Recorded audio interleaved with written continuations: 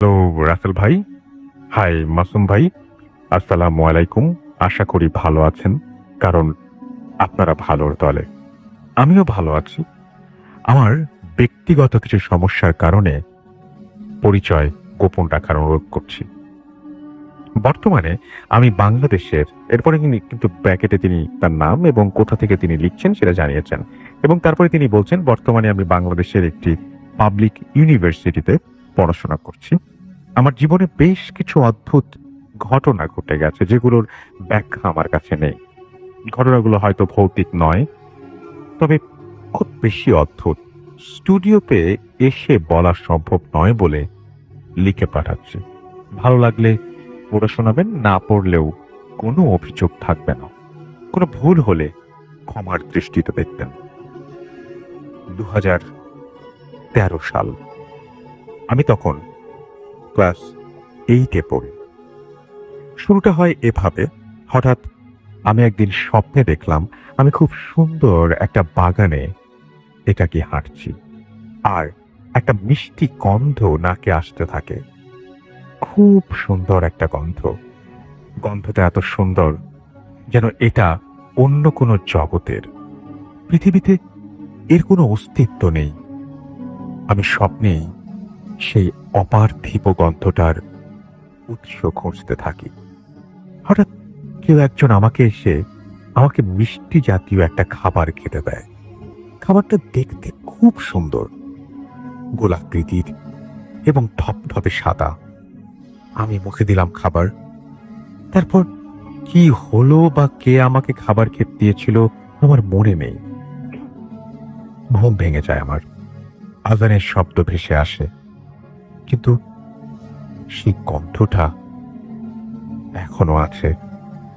অনুভব করলাম আমার গাল, কপাল, চোখ, নাক, মাথার লম্বা চুল, মানে গলার উপরের অংশ বরফ, শীতল, ঠান্ডা হয়ে আছে। একটু অদ্ভুত লাগলেও আমি তেমন কোনো পাত্তা দিলাম না। সাধারণ স্বপ্ন ভেবে ভুলে গেলাম। তারপরে আর কিছু হয়নি। তারপর আমি ক্লাস 9-এ উঠলাম। পড়াশোনায় ভালো ছিলাম বলে আব্বু আম্মু ঢাকায় একটি স্বনামধন্য স্কুলে ভর্তি করিয়ে দিল। আমি হোস্টেলে থাকা শুরু করলাম। ঢাকায় আমার বড় চাচারা থাকেন, তারাই আমার লোকাল গার্ডিয়ান। শুক্রবারের সাপ্তাহিক ছুটি কিংবা ছোটখাটো কোনো ছুটি পেলেই আমি বড় চাচার বাসায় চলে যেতাম। এরকম একটা ছুটিতে আমি সেখানে গেলাম। বাসার নিচে অনেক রকম দোকান। একদিন বিকেলে চাচি আমাকে বললেন, নিচে থেকে কিছু জিনিসপত্র নিয়ে আসো তো। আমি নিচে চলে আসলাম, আর কিনতে কিনতে সবগুলো দোকান থেকে একটু দূরে একটা দোকান দেখলাম। সেখানে আমার চোখ আটকে গেল, কারণ বেশ আগে দেখা স্বপ্নে আমি যে খাবারটা খেয়েছিলাম সেই খাবার আর অনেক রকম মালামাল নিয়ে একটা লোক দোকান খুলে বসেছে। আমি তাড়াতাড়ি দোকানে গেলাম, যে দোকানটা ভালো করে দেখলাম। চোখের কোণ দিয়ে দোকানিকে দেখার চেষ্টা করলাম। খুবই সাধারণ বেশভূষা, তবে কেমন যেন আমাকে দেখছে। হঠাৎ একটা পায়েল দেখে আমার খুব পছন্দ হলো এবং আমি কিনে নিলাম। ফিরে আসার সময় ওই দোকানি আমাকে ডাকলো এবং বলল, আমার দোকানে যারা আসে তাদের আমি এই খাবারটা খাওয়াই। এটা বলেই উনি ওই খাবারের 2টা টুকরো আমাকে দিলেন। আমি কিছুটা অবাক হলেও খাবারটা নিলাম, তবে অতটা গুরুত্ব দিলাম না।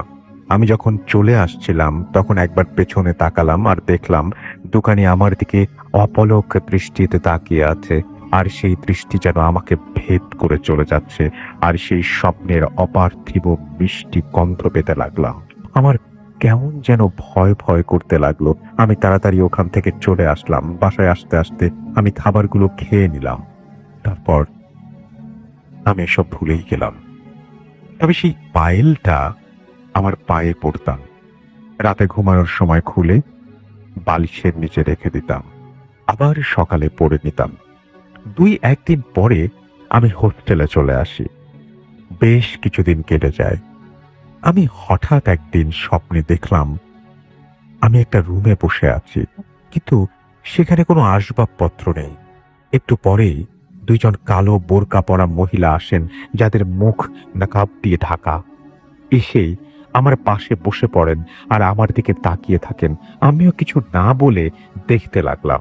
হঠাৎ একজন উঠে দাঁড়িয়ে ওই কালো বোরকার ওপরে একটা টকটকে লাল বোরকা পরে রুম থেকে বের হয়ে চলে গেলেন।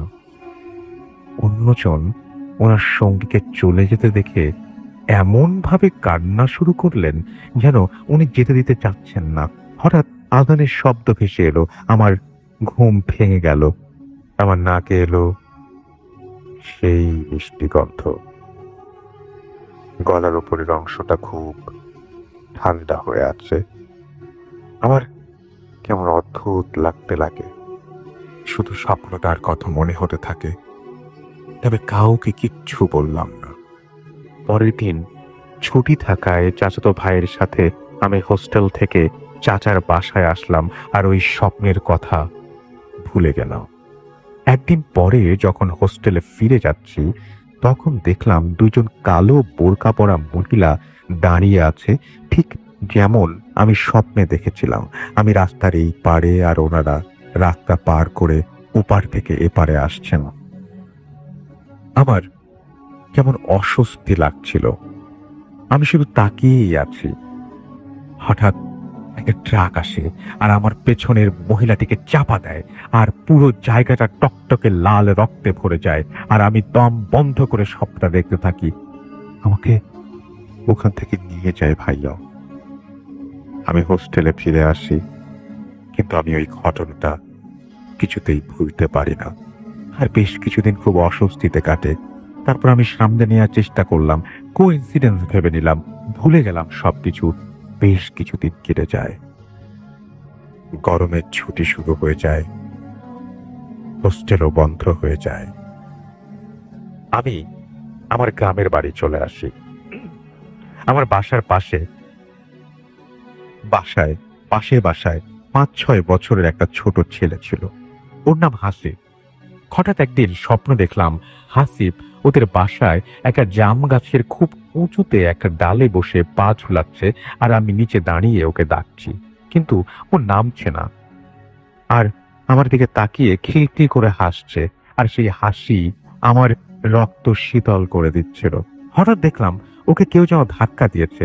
আমার ঘুম ভেঙে যায়।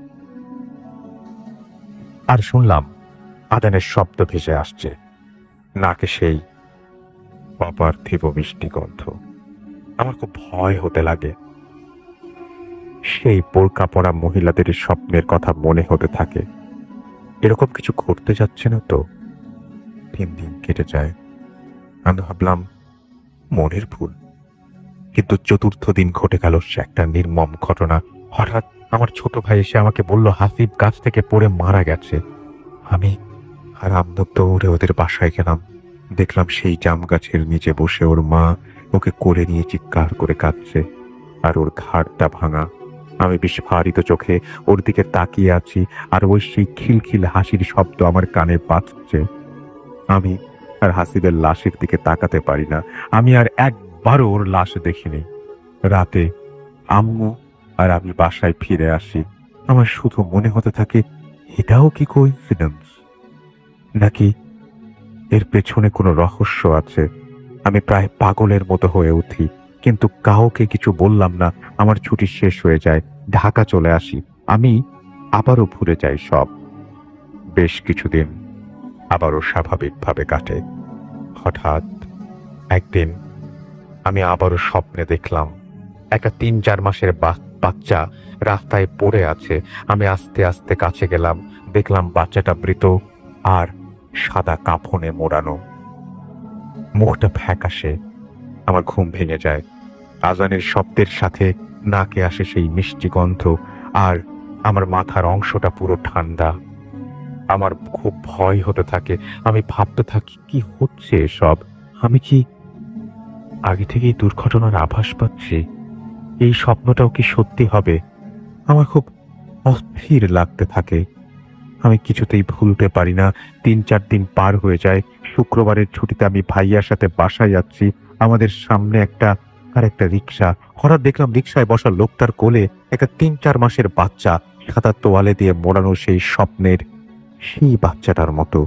আমি দম বন্ধ করে ওই বাচ্চাটার দিকে দেখতে থাকি। আমার স্বপ্নের কথা মনে পড়ে যায়। হঠাৎ জ্যাম লেগে যায়। আমাদের রিক্সার একটু সামনেই ওই রিক্সাটা দাঁড়িয়ে আছে। দেখলাম লোকটা পাশে থাকা মহিলার সাথে কথা বলছে আর এক হাতে বাচ্চাটাকে ধরে রেখেছে। অসাবধানতার কারণে বাচ্চাটা হাত থেকে এমন ভাবে ঝুলে আছে যেন এখনই পড়ে যাবে পিচ ঢালা শক্ত রাস্তায়। আর পাশেই একটা বড় ট্রাক আস্তে আস্তে সামনে এগোচ্ছে। আমি কিছু না ভেবে রিক্সা থেকে নেমে গেলাম। যে ভাইয়া জিজ্ঞেস করছে কই যাচ্ছি। আমি কোনো উত্তর না দিয়ে এগিয়ে গেলাম। বাচ্চাটা প্রায় পড়ে যাচ্ছে। আমি দৌড়ে যেয়ে বাচ্চাটাকে কোলে নিলাম। আর একটু হলেই বাচ্চাটা পড়ে যেত আর ট্রাকটা ওকে পিষিয়ে দিয়ে চলে যেত। এর মাঝে ভাইয়া ছুটে আসে আর ছোট একটা জট লেগে যায়। আমি দেখলাম এটা সেই বাচ্চাটাকে আমি স্বপ্নে দেখেছিলাম। আমি ধর করে কাঁপছিলাম। বাচ্চাটার বাবা মা আমাকে কি যেন বলছিল, কিন্তু আমি কিছুই শুনছিলাম না। আমার শুধু মনে হতে থাকে কি হচ্ছে এসব। আমি ভাইয়ার সাথে বাসায় চলে আসি, কিন্তু কাউকে কিছু বললাম না। কিন্তু এবারে আর পুরোটা ভুলতে পারলাম না। পরদিন আমি হোস্টেলে ফিরে আসি। ১ সপ্তাহ পরে দেখলাম আমার পায়েলটা হারিয়ে গেছে। আমি খুব করে খুঁজে দেখলাম, কিন্তু পেলাম না। আমার খুব পছন্দের পায়েল ছিল বলে আমার খুব খারাপ লাগতে লাগলো। কিছুদিন পরে আমার একটা ফ্রেন্ড আমার কাছে এসে আমাকে বলে, তোর সাথে কিছু একটা আছে, কিছু কথা আছে। আমি বললাম কি কথা? ও বলল, সরি দোস্ত, তোর পায়েলটা আমি চুরি করেছিলাম। আমি অবাক হয়ে ভাবছি, আমার পায়েল চুরি করে আবার আমাকে এসে বলছে, অথচ না বললে তো আমি জানতেও পারতাম না। তাহলে বলছে কেন? আমার ফ্রেন্ড হঠাৎ কেঁদে ওঠে। আমাকে বলে, প্লিজ আমাকে মাফ করে দে, আমি আর কোনোদিন এমন করব না। আমি অপ্রস্তুত হয়ে ওকে জিজ্ঞেস করলাম, ওকে বললাম, কাঁদিস না, আমি কিছু মনে করব না, তুই পায়েলটা চাইলে নিয়ে নিতে পারিস। ও হঠাৎ ব্যস্ত হয়ে বলল, না না, শুধু বল তুই আমাকে মাফ করে দিয়েছিস। আমার কেমন অদ্ভুত লাগতে থাকে। আমি বললাম, কি হয়েছে তোর? ও বলল, কিছু হয়নি তো, কিন্তু আমি স্পষ্ট বুঝলাম কিছু একটা হয়েছে। আমি ওকে জোর করলাম বলার জন্য। তারপর ও যা বলল তা শুনে আমি পাথর হয়ে গেলাম। ও বলল, পায়েলটা যেদিন থেকে নিয়েছে সেদিন থেকে নাকি ওর প্রচুর শরীর খারাপ হয়। ওর অনেক প্রবলেম হচ্ছিল। ও হঠাৎ স্বপ্ন দেখলো যে ও একটা মাঠে দাঁড়িয়ে আছে আর কেউ একজন ভারী গলায় ওকে পেছন থেকে বলছে, যার জিনিস তুই চুরি করেছিস তাকে ফেরত দিয়ে আয়, নইলে খুব সমস্যা হবে, মেরে ফেলবো তোকে। ও পেছনে ঘুরে দেখার চেষ্টা করছিল কে ওকে বলছে, কিন্তু ও ঘুরতে পারছিল না। হঠাৎ মনে হলো ওকে কেউ একজন জোরে পিঠে একটা থাপ্পড় মারলো। ব্যথায় চিৎকার করে ওঠে। পরদিন গোসলের সময় দেখলো ওর পিঠে 5 আঙ্গুলের একটা ছাপ। ও প্রচন্ড ভয় পায়, তাই আমার কাছে এসেছে পায়েলটা ফেরত দিতে। আমি চুপচাপ পায়েলটা রেখে দিলাম। কিন্তু আমি শুধু ভেবেই চলেছি কি হচ্ছে। এর মাকে আমাদের ছুটি হয়ে যায়। আমি গ্রামে আসি। এসে আমি আম্মুকে সবকিছু শেয়ার করি। আম্মু 1 দিন পরে একজন হুজুরের কাছে আমাকে নিয়ে যান। ওনাকে সব ঘটনা খুলে বললাম। উনি পায়েলটা দেখতে চাইলেন। তারপর উনি আমাকে বসিয়ে রেখে পাশের ঘরে চলে যান পায়েলটাকে। প্রায় 30 মিনিট পরে উনি ফেরত আসেন এবং পায়েল দেখিয়ে বলেন যে পৃথিবীতে এরকম 7টা জিনিস আছে 7জন মানুষের কাছে, যেমন আংটি, 1 টাকার কয়েন, চেইন। এগুলো যে 7জন মানুষের কাছে থাকবে, তারা আশেপাশে ঘটবে যে সমস্ত দুর্ঘটনাগুলো, তার ইঙ্গিত পায়, যাতে তারা ওই দুর্ঘটনাগুলো আটকাতে পারে। কিন্তু এগুলো বেশি দিন একজনের কাছে থাকে না। আর এই কাজগুলো করে 7জন জিন, যারা ভালো এবং ক্ষতিকর নয়। এই জিনগুলো 7জনের কাছে থাকে। তাদের সাথে এই জিনদের একজন করে থাকে। আমার ফ্রেন্ড চুরি করেছিল বলে ওই জিন রেগে যায় এবং সেই তার উপরে অত্যাচার করে। হুজুর আরো বলেন, আমি যদি এই পায়েলটা একটা রেশম কাপড় দিয়ে মুড়িয়ে কিছু দোয়া পড়ে ঠিক ফজরের আজানের সময় নদীতে ফেলে দিয়ে আসি, তবে এই পরিস্থিতি থেকে রেহাই পাবে। তারপরের দিন আমি, আম্মু, আব্বু আর হুজুর 20 কিলোমিটার দূরে একটা নদীর কাছে গেলাম। হুজুরের কথা মতো একটা রেশম কাপড়ে পায়েলটা মুড়ে নিলাম। হুজুর আমাকে যে দোয়াগুলো শিখিয়ে দিয়েছেন সেগুলো পড়তে থাকলাম। ঠিক আযানের সময় পানিতে নেমে আমি পায়েলটা ভাসিয়ে দিলাম।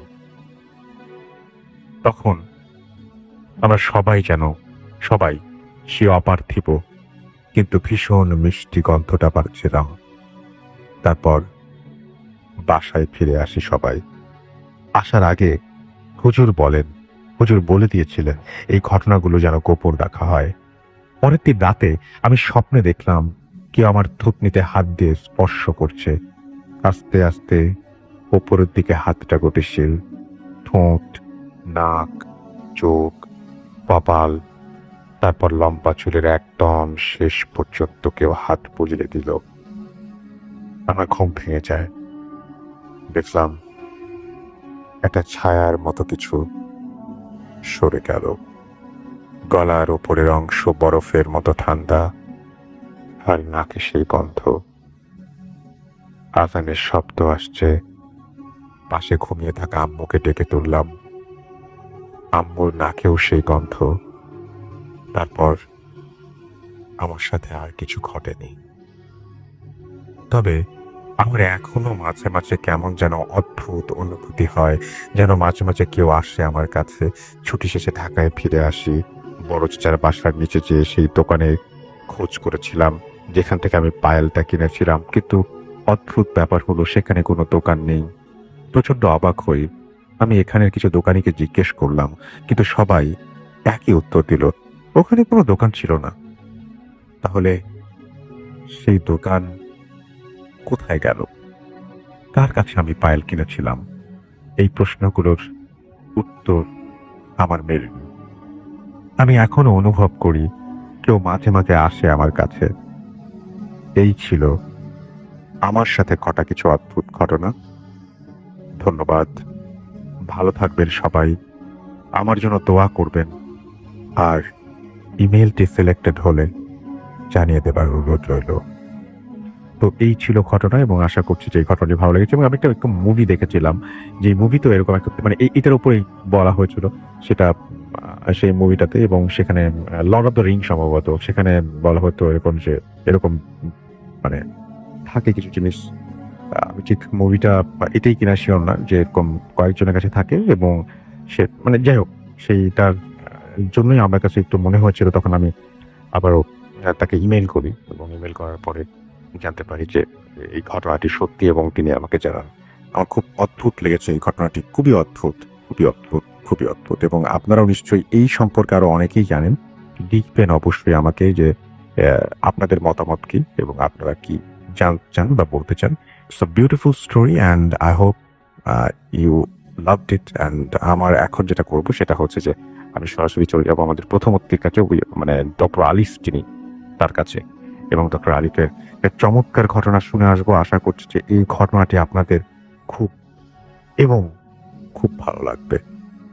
আলিফ, আসসালামু আলাইকুম লিসেনার্স, থ্যাংক ইউ রাসেল ভাই। তার আগে আলিফ একটু আমি কথা বলি, সেটা দেখতে যে আমাদের এখানে আসার আগে আমি লাস্ট উইকেও কয়েক উইক ধরেই ইমেল পাচ্ছি, এবং লাস্ট উইকেও পেয়েছি যে ডক্টর আলিফ তারকে নিয়ে আসেন। আমি এই জিনিসটা আমি এই ইমেলটা পেয়েছি, এবং এইটা রেগুলারই একটা ঘটনা। কিন্তু আমি আলিফকে মানে ওইভাবে মানে আমি সবসময় চাই যখন আলিফ যখনই কোনো ঘটনা পায় সবসময় খোঁজার উপরেই থাকেন, এবং যখন উনি ঘটনা পান তখন উনি সঙ্গে সঙ্গে জানিয়ে দেন যে এই উইকে আমি আসছি। এবং ওনার আবার ঘটনা পাওয়ার একটা ব্যাপার আছে, সেটা হচ্ছে উনি যতক্ষণ পর্যন্ত নিজের ঘটনাটা পাওয়ার পরে স্যাটিসফাইড না হন ততক্ষণ পর্যন্ত উনি আমাকে নক করেন না। এবং আমি যদি ওই সময় নকও করে বলি যে আলিফ আসতে হবে, উনি বলেন যে ঘটনা এখনো পাইনি, সামনে পাবো তারপরে। না, আমার স্টার্ট থাকে সবসময় যে কেউ যদি পায়। আর আজকে তো রাসেল ভাই মানে এমন যে আমি একটু অন্য সময় বলে আসি যে আজকে রেডিও ফুটেজ যাবো, তোমরা আপনারা সবাই শুনবেন। আমি আজকে স্ট্যাটাসটা দেই ফেসবুকে আপনার 11:55-তে। ওই সময় জানতে পারি যে সুইডেন থেকে মালদ্বীপ পর্যন্ত সবাই আজকে ঘটনা শুনবে। বাহ, চমৎকার চমৎকার।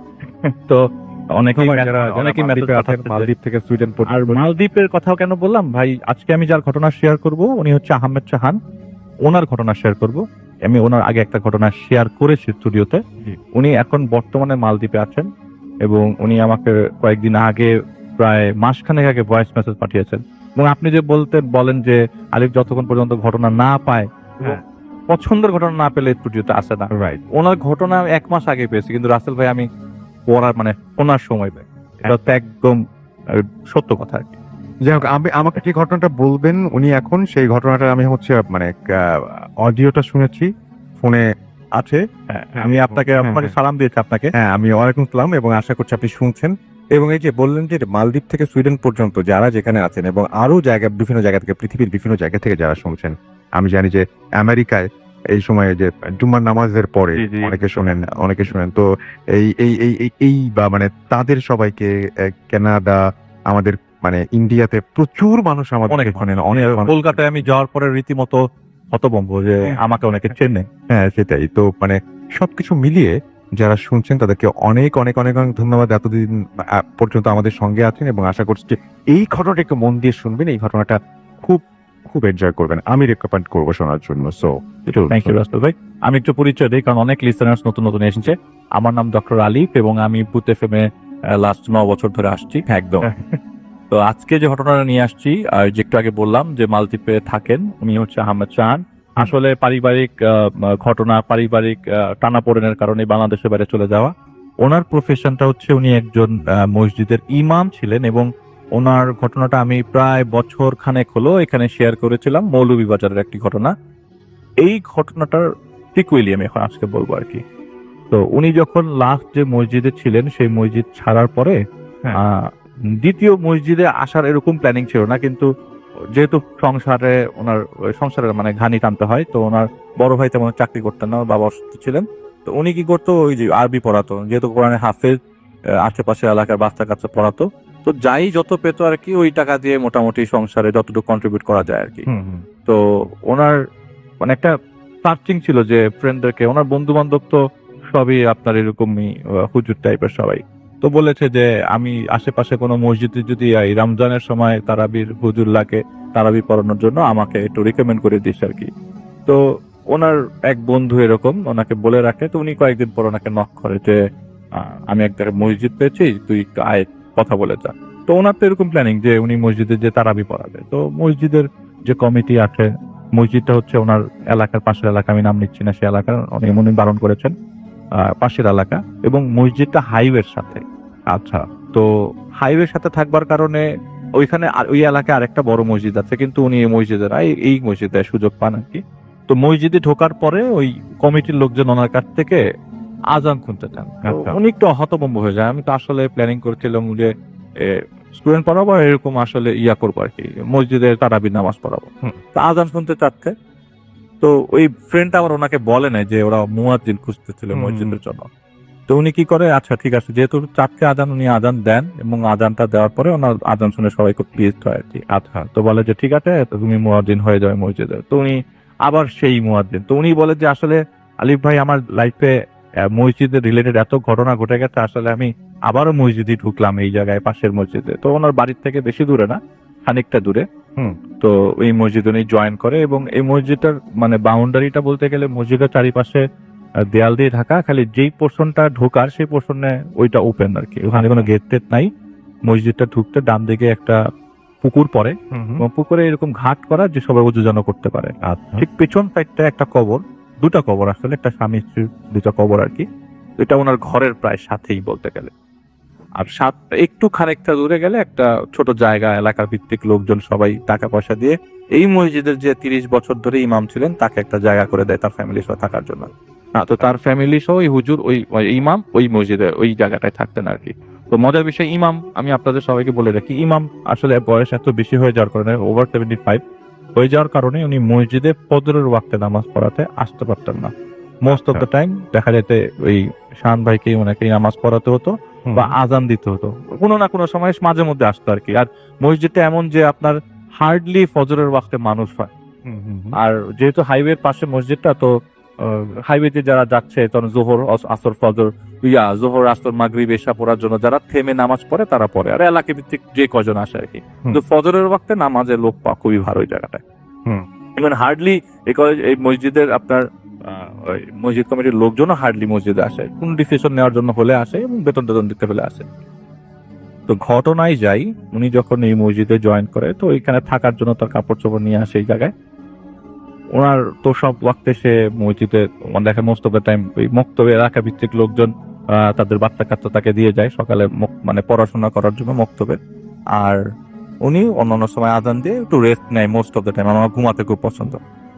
তো উনি কি করলো সেদিনের ঘটনা, সেদিন ওনার একটা রেগুলার অভ্যাস, ফজরের ওয়াক্ত যখন হয় তখনই তার মোবাইলে অ্যালার্ম বেজে ওঠে। তো ওয়াক্ত থেকে 15 মিনিট আগে সে উজু টুজু করে আদান দেয়, মানে পাক পবিত্র হয়ে আদান দিয়ে দেয় আর কি। তো ওনার আজান দেওয়ার সময় হয়ে যায় আর কি। ওই দিন আজান দেওয়ার জন্য তিনি মানে প্রিপারেশন নেন। ওই মোবাইল অ্যালার্ম বাজে, সে অজু করবে, পাক হবে, বাথরুম টাথরুম ফ্রেশ করার পরে পাক পবিত্র হওয়ার জন্য অজু করতে যায় পুকুর ঘাটে যাওয়ার সময় তিনি তার পেছন সাইডে যে কবরস্থান আছে সেই কবরস্থানে দেখে একটা লোক দাঁড়িয়ে, মানে যাওয়ার পথে ওই জায়গাটায় আপনার কবর জিয়ারত করছে ফজরের ওয়াক্তে। আসলে ফজরের ওয়াক্তে কবর জিয়ারত করছে, এটাও কেমন একটা অদ্ভুত। হতে পারে এলাকা ভিত্তিক কোনো এলাকার কোনো মানুষ, তার কোনো রিলেটিভের কবর এটা সে জিয়ারত করতে এসছে। তো সে উজুটা করে পিছন দিকে ঘুরতেই দেখে মানুষটা নাই। আসলে খুব সিম্পলি হিসাব যে ওই জায়গাটায় ঢুকতে গেলে পুকুরটা ক্রস করে আসার লাগে। তো ওনার চোখে পড়বে যে পুকুরটা ক্রস করে একটা লোক যাচ্ছে, কিন্তু ওই কবর জিয়ারত করার পর এখানে আশেপাশে মানুষ নাই। তো উনি ভাবে যে মসজিদের ভেতরে অথবা আছে। তো মসজিদের ভেতরে ঢোকে এবং ঢোকার পরে দেখে না, কেউ নাই। একটু খানিকটা অবাক লাগে। তো বলে যে আরে ভাই, আসলে এত বিরক্ত এসব জিনিসগুলা, আমার সাথে এত ঘটে, এত প্যারানর্মাল জিনিস ঘটছে আমার লাইফে, এই আসতে ভ্যানিশ হয়ে গেছে, এগুলি আমার কেয়ার হয় না। মানে কে আসলো না আসলো, ভ্যানিশ হয়ে গেল, আমি খেয়াল করি নাই ওনার চেহারাটা। ওনার পরে পিছন টাইমে দেখতে পাইছি। এরকম করে প্রথম দিন, দ্বিতীয় দিনে তিনি সেইম ভাবে ওই লোকটাকে ওই জায়গায় কবর জিয়ারত করতে দেখেন। তৃতীয় দিন ওইরকম টাইমে ফজরের ওয়াক্তে তার ঘুম ভাঙে, অ্যালার্মে ঘুম ভাঙে, দরজা খুলতেই দেখে লোকটা তার দরজার সামনে দাঁড়িয়ে সে সালাম দেয়, অনেক জোর একটা সালাম দেয়। তো উনি বলেন, হ্যাঁ ওয়ালাইকুম আসসালাম, বলেন আমি তো আপনাকে প্রায় সময় এখানে দেখি।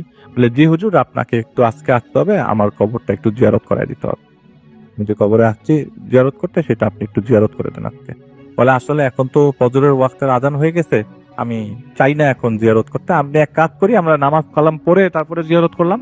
বলে, না আপনাকে এখনই জিয়ারত করতে হবে, আপনি দরকার হলে পরে আজান দেন, পরে আজান। বলে, না আমাকে আজান না দিলে এলাকার লোকজন বলবে যে ফজরের ওয়াক্তের আজান হয় না এই জায়গায়, এটা একটা দাগ উঠে যাবে, কথা উঠে যাবে। আমি চাই না এরকম কিছু হোক, যেহেতু মসজিদের সব রেসপন্সিবিলিটি আমার, আমি মুয়াজ্জিন, আমাকে আজান দিতেই হবে এখানে, সামহাও এটা আপনাকে ব্যবস্থা করেন। বলে যে আচ্ছা ঠিক আছে। তো বলে যে উনি কি করলো, যে উনি অজুখানায় চলে গেল। যেতেই লোকটা ওই জায়গাতে আর নাই। অজুখানার থেকে পেছনে দেখায় যে নর্মালি যে লোকটা ওখানে মানে কবর জিয়ারত করতে দেখে, ওই লোকটাকে আর পেলো না।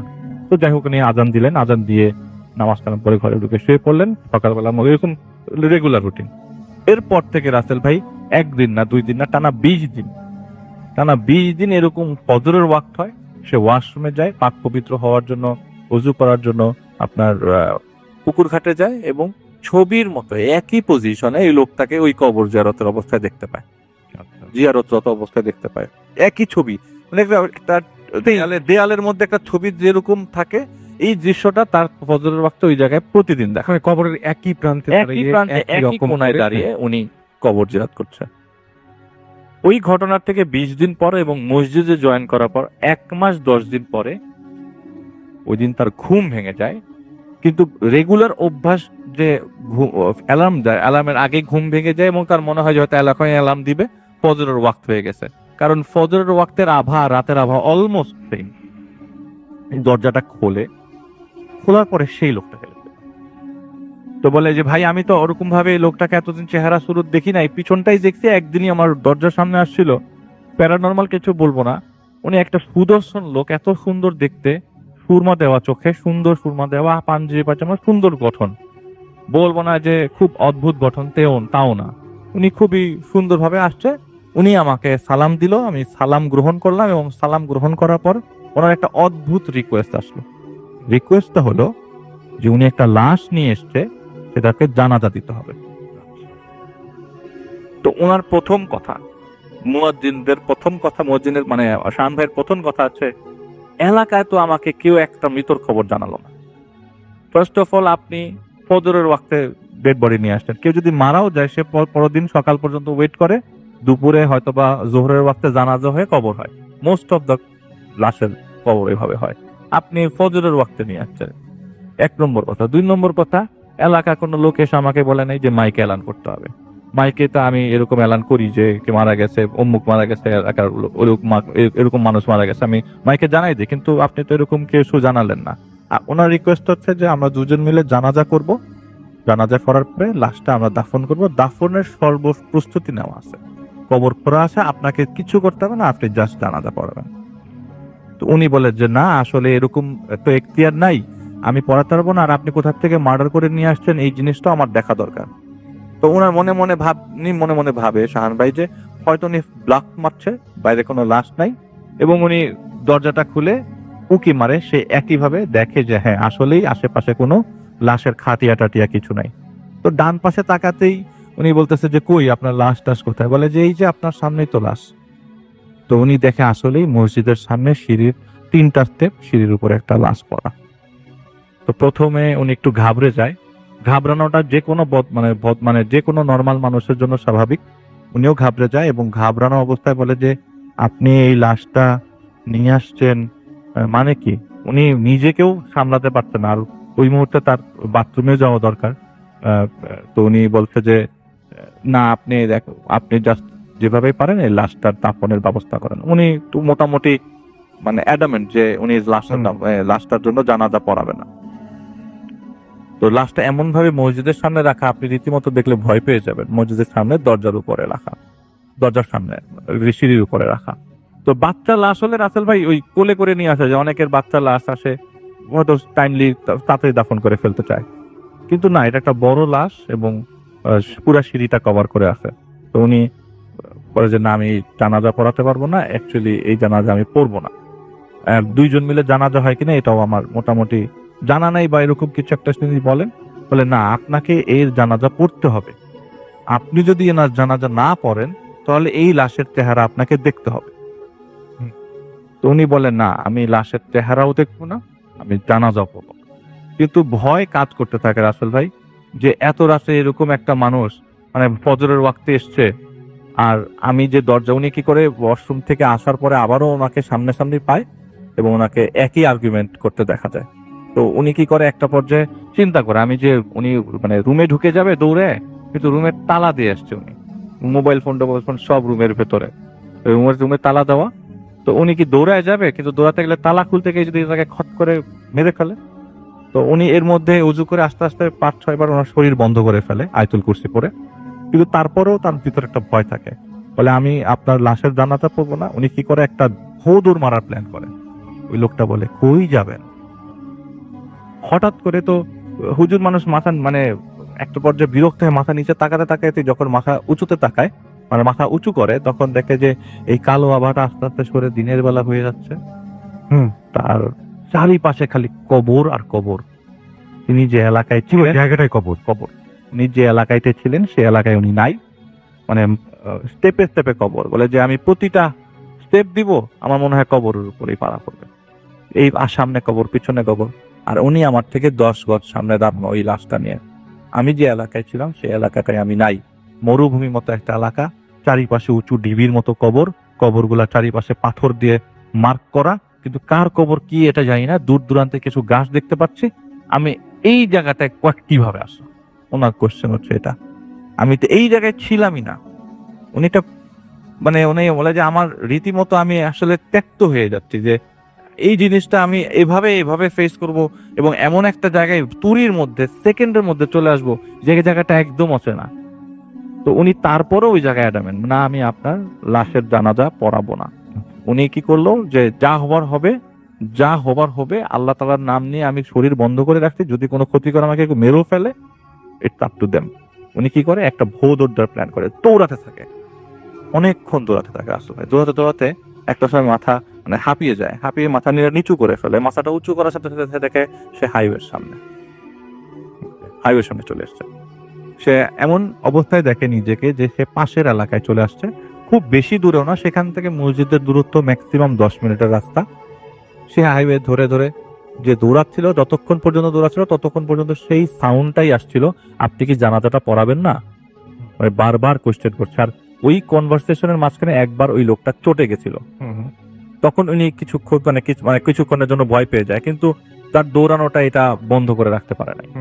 তো একটা পর্যায়ে সে যখন দেখে যে না এখন আর শব্দটা আসছে না, সে কি করে আস্তে আস্তে মসজিদের দিকে আগাতে থাকে। রাসেল ভাই অ্যাজ ইউজুয়াল ঘটনা এরকম যে মসজিদের সামনে যায় সে, মসজিদের সামনে যাওয়ার পর দেখে সেই লোকটা মসজিদের ওই সিঁড়ির পাশে বসে আছে, লাশটাও সিঁড়ির সামনে, এবং তাকে বলছে যে হ্যাঁ আপনাকে যেতে হলে আমার লাশ পার করে মসজিদে তারপরে যেতে হবে, আপনি যদি আজান দিতে চান। আর মোস্ট ইম্পর্টেন্ট কথা আপনাকে বলি, আপনি যেভাবেই পারেন এটা আপনাকে করেই যেতে হবে, হয় আপনি জানাজা দেবেন না হলে আপনার চেহারা দেখতে হবে। তো উনি লাস্ট মোমেন্টে রাজি হয়, হ্যাঁ আমি চেহারা দেখবো, আমি এই লাশের চেহারাটা দেখব, আমাকে চেহারা দেখা, তাও আমি জানাজা দিলাম। তো ওই লোক বলে ঠিক আছে। কাপড়ের কাপড় সেই মুখ থেকে সরানোর পরে সবাই নিশ্চয়ই চিন্তা করছেন যে এই লাশের চেহারাটা হয়তো এই শাহান ভাইয়ের হবে, অথবা হুজুরের হবে, হুজুরের মানে যে লোকটা এসছে লাশ নিয়ে তার হবে।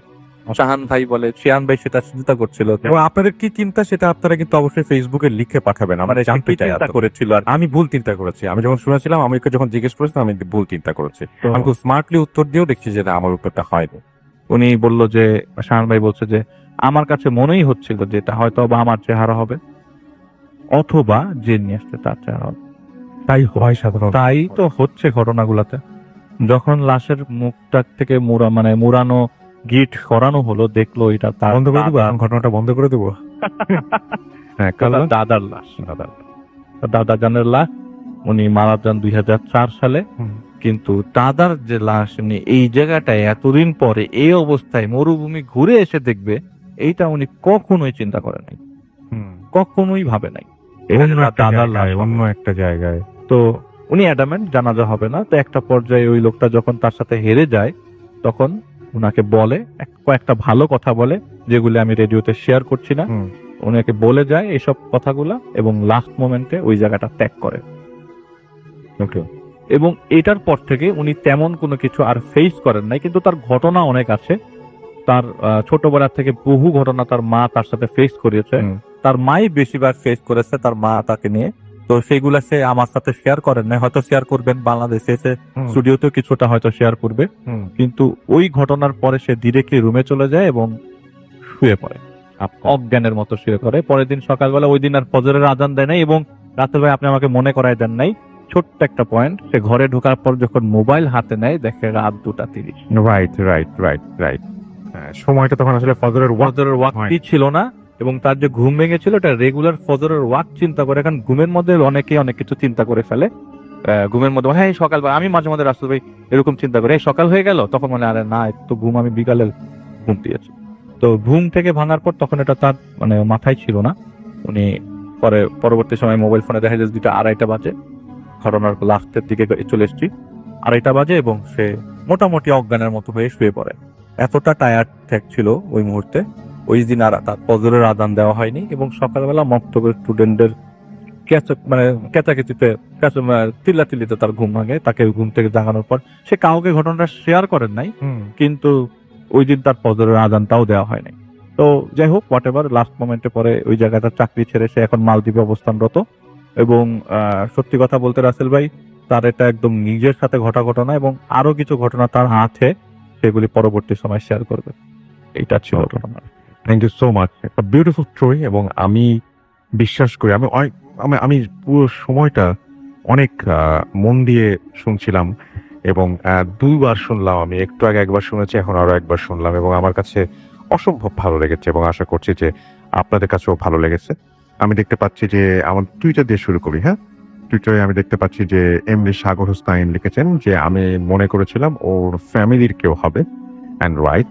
ওকে, তাহলে তো আপনার প্রেডিকশন একদম পুরোপুরি আপনি যা গেস করেছেন সবকিছু একদম ঠিকঠাক হয়ে গেছে, রাইট। ফারহান শাহরিয়ার লিখেছেন যে আজকে অনেকদিন পর শুনছি। আমাদের সাথে আছেন দেখতে পাচ্ছি রিপোর্টার স্বাধীন, মসজিদের হুজুরের ঘটনা ভালো লাগছে।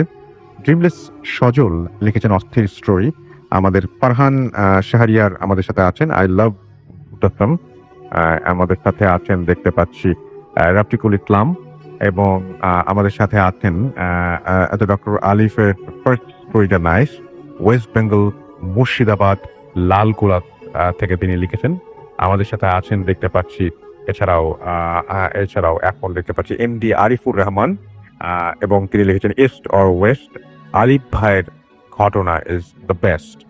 আমাদের সাথে আছেন দেখতে পাচ্ছি এছাড়াও আরো অনেকেই, MNR নাইম আমাদের সাথে আছেন। আমাদের সাথে আছেন দেখতে পাচ্ছি MH সোহাগ আছেন, জান্নাত মিম, এবং আমাদের সাথে, এবং তিনি তার ভাগ্নি ইলাকে নিয়ে শুনছেন। আমাদের সাথে আছেন দেখতে পাচ্ছি এছাড়াও আরো আবু নোমান ফয়সাল, আগামীকাল মিড টার্ম পরীক্ষা, তারপরেও মিস করতে চাই না।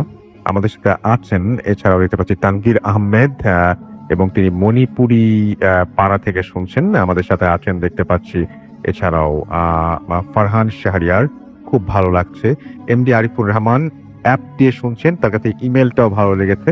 আমাদের সাথে আছেন দেখতে পাচ্ছি এছাড়াও আরো অনেকেই, তার মধ্যে মোহাম্মদ রফিউর রহমান রাহাত, ইমেলটা ভালো ছিল লিখেছেন। আমাদের সাথে আছেন অন্ত মানিক, এবং তিনি লিখেছেন যে খুব ভালো লাগে। মাহমুদুল তামিম আমাদের সাথে আছেন, এবং ইমেলটা অনেক ভালো ছিল, অনেক ভালো লেগেছে জানিয়েছেন আমাদেরকে। আমাদের সাথে আছেন জুনায়েদ আহমেদ দিহাদ, এবং তিনি লিখেছেন এই গল্পটা শুনে গা শিউরে উঠছে, খুব সুন্দর একটা গল্প। এটা গল্প না, এটা ঘটনা, এবং এখানে সবকিছুই ঘটনা। শেখ হামিমুর রহমান আমাদের সাথে আছেন, এবং তিনি বলছেন যে তিনি খুলনাতে আছেন, HSC এক্সাম দিচ্ছেন, তবুও ভূত FM শুনছেন শুক্রবারের সঙ্গী, তাই শুনছি, ভালো লাগছে। Thank you so much. আপনার এক্সাম ভালো হোক সেই প্রত্যাশা করি, এবং পড়াশোনাটা ঠিকভাবে করবেন আশা করব। শাহরিয়ার পিয়াল আমাদের সাথে আছেন, লিসনিং ফ্রম রাজশাহী। শান্তা ইসলাম, ইমেলটা ভালো লেগেছে সেটা জানিয়েছেন। আমাদের সাথে আছেন ফারহান, আমাদের সাথে আছেন আরো অনেকেই, এবং আমাদের সাথে আছেন আবু নোমান সহ, LC রনি সহ আরো অনেকেই। থ্যাংক ইউ সো মাচ যারা আমাদের সাথে এখানে আছেন, এবং যারা আমাদেরকে টুইটারে এসে যোগ দিয়েছেন এবং আমাদেরকে লিখছেন কোনটা কেমন লেগেছে। আমাদের সাথে রেডিও ফুর্তির যে ভূত এফএমের যে পেজটা, সেই ভূত এফএমের পেজে আপনারা অনেকে লিখছেন, আমি একটু দেখি যে কে কি বলছেন সেখানে। আমাদের সাথে পাহাড় হোসেন রাহতাল, তিনি আছেন UAE থেকে শুনছেন তিনি, এবং নেক্সট সপ্তাহে কিছু ঘটনা পাঠাতে চান অফকোর্স, এবং আশা করছি যে আপনার ঘটনাগুলো অনেক ভালো হবে। মুজাহিদ কবির আমাদের সাথে আছেন, লিখেছেন অসম। জিতন হাসান আমাদের সাথে আছেন। আমাদের সাথে আছেন দেবব্রত রয়, দেবব্রত। আমাদের সাথে আছেন রোমান আকন প্রিন্স। আমাদের সাথে আছেন ইউনুস আলী সোহাগ, আছেন আমাদের সাথে শুভন। এছাড়াও এমডি মুরসালিন আহমেদ জয় আমাদের সাথে আছেন, HSC এক্সাম আলিফ ভাইয়া বেস্ট। অপূর্ব আহমেদ সৈকত, ইমেলটা অনেক ভালো লাগলো। মুরসালিন আহমেদ আমাদের সাথে আছেন সাভার থেকে। জাহিদ আহমেদ তুষার আমাদের সাথে আছেন, জামালপুর থেকে শুনছেন। সাইফুল্লাহ শিবলু আমাদের সাথে আছেন, এবং আমাদের সাথে আছেন দেখতে পাচ্ছি, এবং তিনি বলেছেন যে আলিফ ভাই, আমি ঘটনাটা মনে করছিলাম যে ইমাম সাহেবের লাশ হবে। হ্যাঁ, আহমেদ নাজির আমাদের সাথে আছেন, ডক্টর আলী অল টাইম জোস ঘটনা নিয়ে আসেন, এবং তিনি বগুড়া থেকে লিখছেন। জিসান হাসান আমাদের সাথে আছেন। আমাদের সাথে আছেন আশিক রহমান, এবং তিনি শুনছেন আমাদেরকে সৌদি আরব থেকে। আমাদের সাথে আছেন দেখতে পাচ্ছি রাকিবুল ইসলাম, লাইভ শুনে অনেক ভালো লাগে। শুভ বৈদ্য আমাদের সাথে আছেন। তাওহিদ কবির আমাদের সাথে আছেন। জুয়েল রানা আমাদের সাথে আছেন, আলিফ ভাইয়ের সুন্দর ঘটনা বলেন আলিফ ভাই, এবং দরগাতলা থেকে তিনি শুনছেন। আব্দুল্লাহ হিমু নড়াইল থেকে আমাদের সাথে আছেন। মনজুরুল ইসলাম আছেন, এবং তিনি বলছেন আই থট ইট ওয়াজ, আচ্ছা কার বডি এটা, আচ্ছা তার ফ্যামিলি মেম্বারের, আচ্ছা জীবিত কোনো ফ্যামিলি মেম্বারের ভেবেছিলেন, বাট সেটা হয়নি, এবং তার কাছে খুব মজা লেগেছে। ওয়েট শাকিল আমাদের সাথে আছেন। অ্যান্থনি স্মিথ আমাদের সাথে আছেন, হুজুরের ঘটনাটা অসম্ভব চমৎকার। শিপন সরকার আমাদের সাথে আছেন। আব্দুল্লাহ আল বশির আমাদের সাথে আছেন, এবং তিনি বলছেন আলিফ ভাই মানেই ভূত FM হারিয়ে যায় ভূতের জগতে। ওকে, নীরব রহমান আমাদের সাথে আছেন, অনেকদিন পর ভূত FM আবারও প্রাণ পেল। এমডি নাসির বিমন আমাদের সাথে আছেন, এবং তিনি বলছেন আমি আইডিয়া করেছিলাম ইমাম সাহেব হবেন।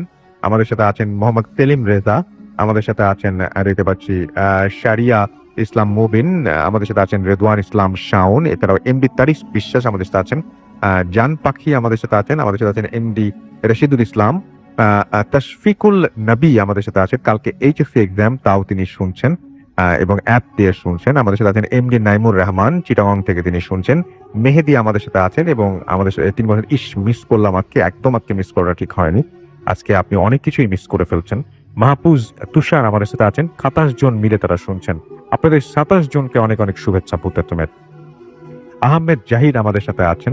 আমাদের সাথে আছেন দেখতে পাচ্ছি কিলার বয়, আব্দুল্লাহ আল বশির, আশিক দেওয়ানা আছেন, নীল অরণ্য আছেন, এমডি মোজাম্মেল আছেন, এমডি আব্দুল্লাহ সাইফ, আমি ফাহিম আছেন, সাইফ ইকবাল সামি আছেন, সজীব আমাদের সাথে আছেন। আমাদের সাথে আছেন দেখতে পাচ্ছি এমডি আবির মাহমুদ। খুবই দুঃখিত যে এখন পর্যন্ত মাত্র 1 মিনিট আগে যারা কমেন্ট করেছেন সেগুলো পড়ে শেষ করতে পারছি না। আরো অনেকে তো কমেন্ট করেছেনই এবং লিখছেনও। ভাল লাগছে। মাহমুদুল শাওন আমাদের সাথে আছেন, এস নাইম আমাদের সাথে আছেন, আপন আরজে ওমান থেকে শুনছেন, আর রাসেল হোসাইন আমাদের সাথে আছেন, পাবনা থেকে শুনছেন, এমডি সুমন আছেন আমাদের সঙ্গে আছেন সাইফুল্লাহ শিবলু আছেন, অর্ণব হাসান ইমরান আছেন আমাদের সঙ্গে, জাহিদ হাসান, আহমেদ তুষার সহ আরো অনেকে। রেডিও পূর্তি যে পেজটা, সেই পেজে আমি দেখতে পাচ্ছি অনেকে লিখছেন এবং সেটাও না পড়লেই না, একদমই পড়তেই হবে আমাকে। এবং সেখানে অনেকেই আছেন, যেমন আমি দেখতে পাচ্ছি যে আমাদের এইখানে এই মুহূর্তে যোগ দিয়েছেন আমাদের সাথে বিশাল বৈরাগী রাজবীর, এবং তিনি বলছেন আলিফ ভাইয়ের ঘটনাটা ভালো ছিল, এই যে এক্সাম দিচ্ছেন তিনি এবং শুনছেন আমাদেরকে। আমাদের সাথে আছেন পুয়াদ, উত্তরা থেকে শুনছেন তিনি। আমাদের সাথে আছেন দেখতে পাচ্ছি তানবীর আহমেদ প্রান্ত, রাজশাহী থেকে শুনছেন। তারেক হুসাইন আমাদের সাথে আছেন। আমাদের সাথে আছেন তাহমিদ হাসান জীবন। আমাদের সাথে আছেন দেখতে পাচ্ছি মেহেদি হাসান সানি, এমডি আনোয়ার মোর্শেদ আমাদের সাথে আছেন, শহীদুল ইসলাম আমাদের সাথে আছেন, জিফরান আহমেদ সকাল আমাদের সাথে আছেন, আব্দুল্লাহ আল ফাহিম আমাদের সাথে আছেন, রিফাত খান আমাদের সাথে আছেন, আমাদের সাথে আছেন স্টাইলিশ সামি, এছাড়াও সিয়াম আহমেদ তন্ময় আমাদের সাথে আছেন। আমাদের সাথে আছেন দেখতে পাচ্ছি ইস্তিয়াম আহমেদ সুমন, স্টার রাজু আমাদের সাথে আছেন, বিশাল আমাদের সাথে আছেন, আমাদের সাথে আছেন মোহাম্মদ তিপাত আমাদের সাথে আছেন দেখতে পাচ্ছি, এছাড়াও ডিএক্স রনি, ইমন চৌধুরী আমাদের সাথে আছেন। আমাদের সাথে আছেন দেখতে পাচ্ছি এছাড়াও পিউল আমাদের সাথে আছেন, রাসেল চৌধুরী, শিহাব আহমেদ টিপু আমাদের সাথে আছেন, আরমান হোসাইন ফারহাদ আমাদের সাথে আছেন, সেলিম হোসাইন রাজ আমাদের সাথে আছেন, সাদমান রিয়াজ আমাদের সাথে আছেন, মাইশা আলিফ কুরাইশি আমাদের সাথে আছেন, আরো অনেকে আমাদের সাথে আছেন। এখন যেটা করব সেটা হচ্ছে যে আবারও একটু ঘটনায় যাব এবং ঘটনার পরে আবারও ফিরে আসবো আপনারা যা লিখছেন সেগুলো নিয়ে। এখন চলে যাচ্ছে আমাদের দ্বিতীয় অতিথির কাছে। আপনার নামটা প্লিজ একটু বলবেন, তারপর আপনার ঘটনায় যাব এবং আপনার আগে বলবেন কি আপনার নাম এবং আপনি কোথা থেকে এসেছেন। হ্যালো এভরিওয়ান, আমি মারুফ শুভ, মিরপুর থেকে এসেছি। এখন আপনাদের সাথে আমি গিয়ে পেরিয়ে শেয়ার করব, এটা আমার আঙ্কেলের সাথে ঘটে গিয়েছিল, তার লাইফে একটা ভয়ানক ঘটনা। এই ঘটনাটা ঘটেছিল মুম্বাইয়ের একটা ট্রেনে। হ্যাঁ। সে প্রায় সময় আমরা 3টা ঘটনা শুনেছি, আমরা লাস্টের ঘটনা দিয়ে শুরু করি। হ্যাঁ, এই ঘটনাটা হচ্ছে আমার মানে ফ্রেন্ডের আঙ্কেলের সাথে ঘটেছে। এই ঘটনাটা ঘটেছিল হচ্ছে ঢাকার বাইরে। সে তার নতুন জবে সে পোস্টিং ওখানে হয়। তো সেখানে যাওয়ার পরে সে তাকে অফিসার্স ডরমেটরিতে সে থাকতে দেওয়া হয়। তো সেখানে তার একজন রুম পার্টনার ছিল, তার নাম ছিল আদিল ভাই। তো তার সাথে অফিসের অনেকেই থাকতে চাইতো না, কারণ মানে সে অস্বাভাবিক কিছু আচরণ করতো রাতের বেলা। যেমন রাত 2টা-2:30 বাজে সে মোমবাতি জ্বালিয়ে মাটিতে বসে মানে উল্টাপাল্টা অনেক কি সব জানি বলতো, মানে অনেকে এটা বুঝতো না তার সাথে যারা থাকতো। তো এইসব দেখে তার সাথে অনেকেই থাকতে চাইতো না, সবাই বলতো সে নাকি জিন আনাতে পারতো আর কি রুমের ভিতরে। তো এই বিষয়টা আমার আঙ্কেল যখন জানতে পারে, তো সে একটু আতঙ্কিতই ছিল। তো তার সামনে সে কখনো এই টাইপের কোনো কিছু করেনি, কিন্তু মানে রাত 2টা-2:30 দিকে মাঝে মাঝে তার কাছে ম্যাচ চাইতো, তাকে অনেক সাউন্ড করতো রুমের মধ্যে, তার দিকটা ফিল হতো। তো সে চিন্তা করলো সে রুমটা ছেড়ে দিবে। তো সে রুম ছাড়ার আগে সে 3 দিনের ছুটিতে ঢাকায় আসছিল। তো ঢাকা থেকে ছুটি কাটিয়ে সে যখন অফিসে ব্যাক করলো, সে জানতে পারে যে আদিল ভাই 1 সপ্তাহ ছুটিতে ঢাকার বাইরে গেছে। মানে ঢাকার বাইরে বলতে মানে তার বাড়িতে গেছে আর কি। তো এটা জানার পরে আমার আঙ্কেল মানে ডিসিশন নিল যে আদিল ভাই যেহেতু নাই, তো এখন রুম চেঞ্জ করবে না, সে ফিরলে সে তখন রুমটা চেঞ্জ করবে। তো 2 দিন পরে রাতের বেলা সে ঘুমাচ্ছিল, তো সকালবেলা উঠে সে দেখতে পেল আদিল ভাইয়ের বেডের মানে তোষক চাদরগুলো জড়ো করে মানে গেটের সামনে রাখা। তো সকালবেলা সে এই জিনিসটা যখন দেখলো, সে তখন একটু অবাক হলো এবং ভয়ও পেলো যে রুমে তো কেউ তখন ছিল না, সে বাদে গেট লাগানো ছিল ভিতর থেকে, তো এই জিনিসটা কে করলো। তো এই ব্যাপারটা সে কারোর সাথে তখন শেয়ার করেনি। তো ওই দিন আর কারোর সাথে শেয়ার করেনি। তো ওই দিন রাতের বেলায় সে যখন ঘুমালো, তখন সে একটা রাত 2টা-2:30টার দিকে একটা সাউন্ড পেলো, মানে গোঙানি টাইপের একটা সাউন্ড। আদিল ভাই এই সাউন্ডটা মাঝে মাঝে করতো রুমের ভিতর। আচ্ছা। তো এই সাউন্ডটা পাওয়ার পরে সে ঘুম থেকে উঠলো। ওঠার পরে তার পায়ের দিক সামনে তার চোখ গেল, সে দেখতে পেল সেম আদিল ভাইয়ের মতোই চেহারার একটা লোক, বিভৎস চেহারা তার, কিন্তু সেম আদিল ভাইয়ের মতোই দেখতে। সে বসে আছে পায়ের কাছে। তো এই বিষয়টা দেখে সে ফার্স্ট অবাক হলো এবং তাকে ভয় পেয়ে তাকে বললো যে আপনি রুমে আসলেন কিভাবে, গেট তো লাগানো ছিল। তো এটা বলে সে দৌড় দিয়ে গেট খুলে রুম থেকে বের হয়ে গেল। আচ্ছা। তো বের হয়ে যাওয়ার পরে তার বাকি আর আশেপাশে আরো কলিগরা যারা ছিল তাদেরকে বললো যে আদিল ভাই রুমের মধ্যে দেখলাম গেট তো লাগানো, অদ্ভুত টাইপের একটা ব্যাপার। তো দারোয়ান এদেরকেও জিজ্ঞেস করলো, যারা গার্ড ছিল অফিসের, তারা বললো যে তাকে তো ভিতরে ঢুকতে কেউ দেখেনি। তো পুরো অফিসে তারা খোঁজা হলো কিন্তু পাওয়া গেল না। তো সে তারপরের দিন ভোরবেলা সকালে আদিল ভাইয়ের বাসায় ফোন দিল। তো বাসায় ফোন দেওয়ার পরে তার ওয়াইফ যেটা বললো যে সে অনেক অসুস্থ, হসপিটালে ভর্তি। আচ্ছা। তো সেদিন বিকেলের দিকে নিউজ আসলো আদিল ভাই মারা গেছে। সে এখন এই দুনিয়াতে বেঁচে নেই। এই ব্যাপার শোনার পরে সে অনেক ভয় পেয়ে গেল।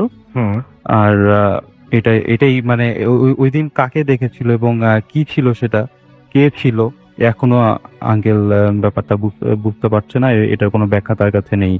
এটাই ছিল আমার ঘটনা। রাতুল ভাই, thank you. Okay, thank you so much. আমরা আরো একটা ঘটনা শুনলাম এবং এখন যেটা করব সেটা হচ্ছে আবারও ডক্টর আলিফের কাছে আমরা একটু ফিরে যেতে চাই এবং তার কাছ থেকে তার সেকেন্ড ঘটনাটা আমরা এখন শুনে আসতে চাই এবং আশা করছি যে এই ঘটনাটাও আপনাদের অনেক ভালো লাগবে। চলুন শুনে আসি আপনার প্রিয় ঘটনাটি। থ্যাংক ইউ রাসেল ভাই। এখন যে ঘটনাটা শেয়ার করব সেটা হচ্ছে আমার এক ফ্রেন্ডের ঘটনা। আসলে 2008 সালের পর থেকে ও আসলে পড়াশোনা তেমন কন্টিনিউ করতে পারে না বাবা মারা যাওয়ার পর। তো ফ্যামিলির সব ভার ওর উপরে চলে আসে। তো ওর বাবার একটা ব্যবসা ছিল, সেটা মানে কলকাতা থেকে জিনিসপত্র নিয়ে এসে বাংলাদেশে নিয়ে আসতো আর কি। তো যশোর বর্ডারের সাথে কানেকশন, যশোর বর্ডার থেকে তো জিনিসপত্র আসতো আর কি। তো ওকে যশোর যেতে হতো প্রায় সময়। তো ওর যে খালা, ওর যে মা ছিল, সেই মার দূর সম্পর্কের আত্মীয় বাসায় এসে যশোরে প্রায় সময় যে উঠতো আর কি। কোন এলাকায় উঠতো যশোরে সেটা আজকে আর করছি না, 2010-এর ঘটনা। আচ্ছা। তো সেই বাসাটাতে প্রতি মাসেই তাকে যেতে হতো, কারণ জিনিসপত্র সব আসতো হচ্ছে আপনার ওই যশোরে, এবং তার ওখানে একটা গোডাউন ভাড়া করা ছিল, সেখানে সে সব জিনিসপত্র রাখতো এবং একটা পর্যায়ে স্টেপ বাই স্টেপ ঢাকায় জিনিসপত্রগুলো নিয়ে আসতে হতো। তো ও যেত, এখানে 2-3 দিন থাকতো এবং থাকতেই হতো, মাস্ট থাকতে হতো। তো সেখানে থেকে ও জিনিসপত্রগুলো কমপ্লিট করে ঢাকায় চলে আসতো। তো ওর রুটিন এরকম ছিল যে ঢাকা থেকে যশোর যাবে, যশোরে থেকে কন্ট্যাক্ট করে সবকিছু গোডাউনে নামিয়ে step by step procedure follow করে আবার 3 দিন পর ঢাকা ব্যাক করে চলে আসা। আচ্ছা। ওই বাসাটাই থাকতে হতো তাকে, কারণ হোটেলে থেকে থেকে প্রতি মাসে 3 দিন দরকার কি ওর, ও যেহেতু পরিচিত বাসা আছে। তো ওই বাসায় গেলে দেখা যায় যে দূর সম্পর্কের আত্মীয় ছিল তার, আবার উনি আবার মানে ওনার ওয়াইফ ওই বাসাটা চালাতো। 2010 ওই মুহূর্তে উনি বেঁচে ছিলেন না। তো ওনার ওয়াইফের বয়স ছিল প্রায় 72। ওনার 2 ছেলে ছিল, একসাথে থাকতো আর কি। তো 3 তলা বাসা, 3 তলার 2টা ফ্ল্যাট। সেই 2টো ফ্ল্যাটের মধ্যে একটা ফ্ল্যাটে উনি গেলে থাকতো। একটা ফ্ল্যাট বলতে 2টা রুম আর কি। আচ্ছা। সাথে একটা ওয়াশরুম আছে, একটা রান্নাঘর আছে, আর পাশে একটা রুম ছিল, সেইটা আবার গোডাউন হিসেবে আরেকজনকে ভাড়া দেওয়া ছিল। আচ্ছা। তো ওই গোডাউনটার একদম তো পাশের রুমে আর কি, আর 4 তলার ছাদ ছিল। তো উনি গেলে 3 তলায় উঠতেন। তো সেদিন রাসেল ভাই অনেক বৃষ্টি হচ্ছে রাস্তায় যাওয়ার পথে, এবং টিকিট না পাওয়ার কারণে নন এসি বাসে যেতে হয়েছিল। তো নন এসি বাসের টাইম ছিল দুপুরবেলা। তো ও পৌঁছে হচ্ছে সন্ধ্যার দিকে, 12টার বাস ছিল, ও পৌঁছেছে ঠিক বিকাল 5:30-6টার দিকে। 6টার দিকে পৌঁছে যায়, পরে বাসে থাকা অবস্থায় বৃষ্টি নামে এবং ভালো ঝড় হতে থাকে। গরমকালের তো এরকম সময়, তো ভালো ঝড় হয়। ঝড়ের এক পর্যায়ে যখন সে বাস থেকে নামে তখনও বৃষ্টি হচ্ছে, তো একটা শেডে যে আশ্রয় নেয়। তো ওই মুহূর্তে আকাশে মেঘ চমকাচ্ছিল এবং অন্ধকারই ছিল, প্রায় মেঘাচ্ছন্ন ছিল। আচ্ছা। তো সে রিক্সা করে, আসলে আপনি ঘটনাটা শোনেন নাই আমার কাছ থেকে, এটা যেহেতু শোনেন নাই আপনাকে বলি একটু শুনতে। তো কি করে রিক্সা নিয়ে চলে যায় এলাকাতে, ওই এলাকাতে বাসায় যে উঠে, তো ইলেকট্রিসিটি ছিল না, ঝড় হয়েছে স্বাভাবিকভাবে, আর মফস্বল এলাকায় ইলেকট্রিসিটি না থাকাটাই স্বাভাবিক। তো ও বাসায় যায়, বাসায় পৌঁছানোর পর অন্ধকার, তখন মাগরিবের আজান হয়ে গেছে। বাসায় পৌঁছানোর পরে নিচে জাস্ট রিক্সা ভাড়াটা দিয়ে ঢুকে এমন সময় দেখে ওই বাসায় গেলে নর্মালি ওকে তার প্রত্যেকটা ছোট্ট কাজের মেয়ে, সে মেয়েটার বয়স 12 কি 13 বছর হবে। তো দোতলায় উনি যে ওই ওনার মার খালা হয় হিসাবে সম্পর্কে, তো উনিও আসলে ভুলে ভালে খালাম্মাই ডাকতো। আচ্ছা তো ও মানে আমার ফ্রেন্ডটা ওই খালাম্মাই ডাকতো। আচ্ছা। তো ওই রিলেশনটা ওরকম ভাবে মানে মেনটেন করে বলতো না। তো খালাম্মা বলতো, তো বলতো যে আমি দোতলায় দেখা করে যাই সবসময়, তো নক করবো। তো নিচেই মেয়েটা দাঁড়ায় আছে, এবং এই জগতে আসলে ওই মুহূর্তে 2010 সালে 8 থেকে 9 বছর আগে কুপি নিয়ে দাঁড়ায় আছে রাসেল ভাই, খুব অদ্ভুত, কুপি নিয়ে দাঁড়ায়। এই সময় যেটা দেখা যায় না। না, উনি ও মানে এটা ওই চিন্তা, ওই মুহূর্তে চিন্তা করতে করতে এক পর্যায়ে মেয়েটাকে বলে, এই কিরে কুপি কেন, চার্জ লাইট নাই? তো ওই মেয়েটা কোনো উত্তর দেয় না। আচ্ছা। তো মেয়েটা বলে যে আসেন, এতটুকুই বলে, এবং সিঁড়ি দিয়ে মেয়েটা উঠতে থাকে। তো মেয়েটার শরীরটা একদম অসাড় অবস্থা, মেয়েটা কি হাঁটতে পারে না নাকি। লাস্ট 2 বছর ধরে মেয়েটাকে দেখতেছে এই বাসায়, তখন মেয়েটা আরো ছোট ছিল, এখন 12 বছর বয়স। তো ওই মেয়েটা হাঁটতে পারছে না, উপরে উঠছে সিঁড়ি দিয়ে, মনে হয় উঠতে পারছে না। বলে কি রে, তোর শরীর খারাপ নাকি? তো কোনো উত্তর যায় না। আচ্ছা। বলে যে খালাম্মা কোথায়, ওইটারও কোনো উত্তর নাই। বলে যে কারেন্ট কখন গেছে, এইটারও কোনো উত্তর নাই। চুপ করে। তো আরো কয়েকবার জিজ্ঞেস করলো, তোর শরীর খারাপ? একটা পর্যায়ে না পারতে এরকম একটা উত্তর আসে, না শরীর খারাপ না। না। তো সিঁড়ি দিয়ে উঠে ওই মেয়েটা ওই কুপির আলোতে, ও বলে যে কুপির আলো মোবাইল আলোর থেকে বেশি, তো মোবাইলও আলো মানে ছেড়ে রাখছো, আর কুপি নিয়ে মেয়েটা ওকে 3 তলায় উঠায় দেয় ফ্ল্যাটে। উঠাই দিয়ে ও মানে ওয়াশরুমে চলে যায়, কারণ অনেকক্ষণ ধরে বাসে ছিল, ওয়াশরুমে যাওয়া হয় নাই। তো ঢুকেই ওয়াশরুমে চলে যায়। ওয়াশরুম থেকে প্রায় 5-7 মিনিট পর বের হওয়ার পরে ফ্রেশ হয়ে বিছানায় শুতেই খাওয়ার টেবিলে চোখ পড়ে। খাওয়ার টেবিলে আপনার রকমারি খাওয়া সাজানো, এরকম কখনো হয় নাই যে আসার পরপরই মানে খাওয়া হয় নাই, আর খাওয়া মানে নর্মালি খাওয়া দাওয়া হয় আর কি। তো বাসায় ইলেকট্রিসিটি নেই, এত আয়োজন, টেবিল ভর্তি খাওয়া দাওয়া। তো যেহেতু ক্ষুধার্ত ছিল, মেয়েটা খাওয়া দাওয়া রেখে গেছে মনে করে সবগুলা খাওয়া খায়, মোটামুটি খাওয়া খায়, সব খেতে পারে না, মানে বিরিয়ানি এই সেই। আর বাসায় এত এলাহি কাণ্ড, কিন্তু একটা মানুষের মুভমেন্ট দেখলাম না। ওই সময় তখন সন্ধ্যা 7টা 7:30 বাজে, ইলেকট্রিসিটি তখন নাই। তো ভাবছিল যে নিচে দোতলায় যে নক করবে, তো বলে যে না একটু রেস্ট নিয়ে নেক্সট কিছুক্ষণ পর, কারণ ওকে যেতে হবে ওর গোডাউনে। তো ও কি করলো যে 8টার দিকে বের হবে, একবার একটু রেস্ট নিয়ে যাই, খাওয়া দাওয়া করে একটু রেস্ট নেয়, কারণ দুপুরের খাওয়া হয় নাই। আর জ্যামে ছিল অনেকক্ষণ, বেশ শরীর খারাপ, মানে এক্সস্টেড ছিল, প্রায় ঘন্টাখানেক ঘুমাতে ঘুমাতে 9টা বেজে রাত। ওর প্ল্যান ছিল 8টায় বের হবে, কিন্তু তখন বাজে রাত 9টা। তো উপরে মানে উঠে দেখে যে ওই খাওয়া দাওয়া ওই জায়গায় ভাবে পড়ে আসছে, ও নিচে যায়, দোতলা নক করে, তো দোতলার থেকে কোনো সারা শব্দ নাই। আচ্ছা। তো নিচে নামতেই ওই ভাড়াটিয়া, ওই এতদিন ধরে আসতেছে, লাস্ট 2 বছর ধরে ওইখানে, মানে লোকজন দেখলেই বুঝে যায় না এটা এই বাসার মানুষ। তো ও দেখে যায় ভাড়াটিয়া নিচতলায় ঢুকতেছে, ও বের হয়ে যায়, আশেপাশে কাজকর্ম শেষ করে আবার রাত্রেবেলা ঠিক 10টায় ব্যাক করে। আচ্ছা। ওর প্রোডাক্ট চলে আসে ইন্ডিয়া থেকে, তো ওইগুলি দেখে চেক করে বাসায় আসে, 10টার দিকে ঢুকবে। আমারও দোতলা হয়ে যখন উপর উঠতে যায়, তখন সে দোতলা আবার নক করে, কিন্তু দোতলাতে কোনো সারা শব্দ নাই, কোনো নকের কোনো রিপ্লাই নেই।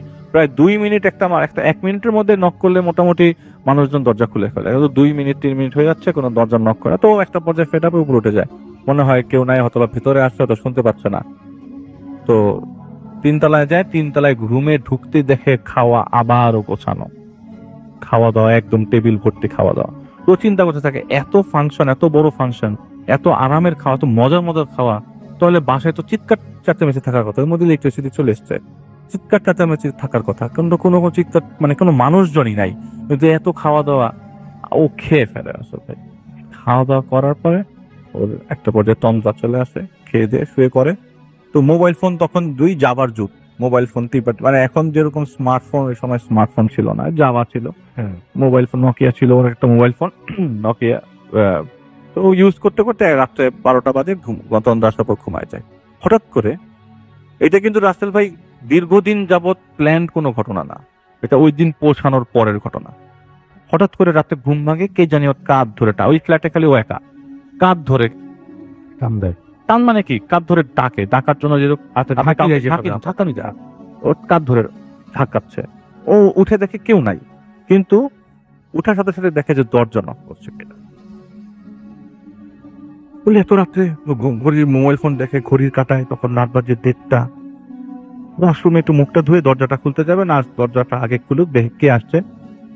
দরজাটা খুলে দেখে সেই মেয়েটা কুপিনে দাঁড়ানো, যাকে দেখেছিল সন্ধ্যার সময়।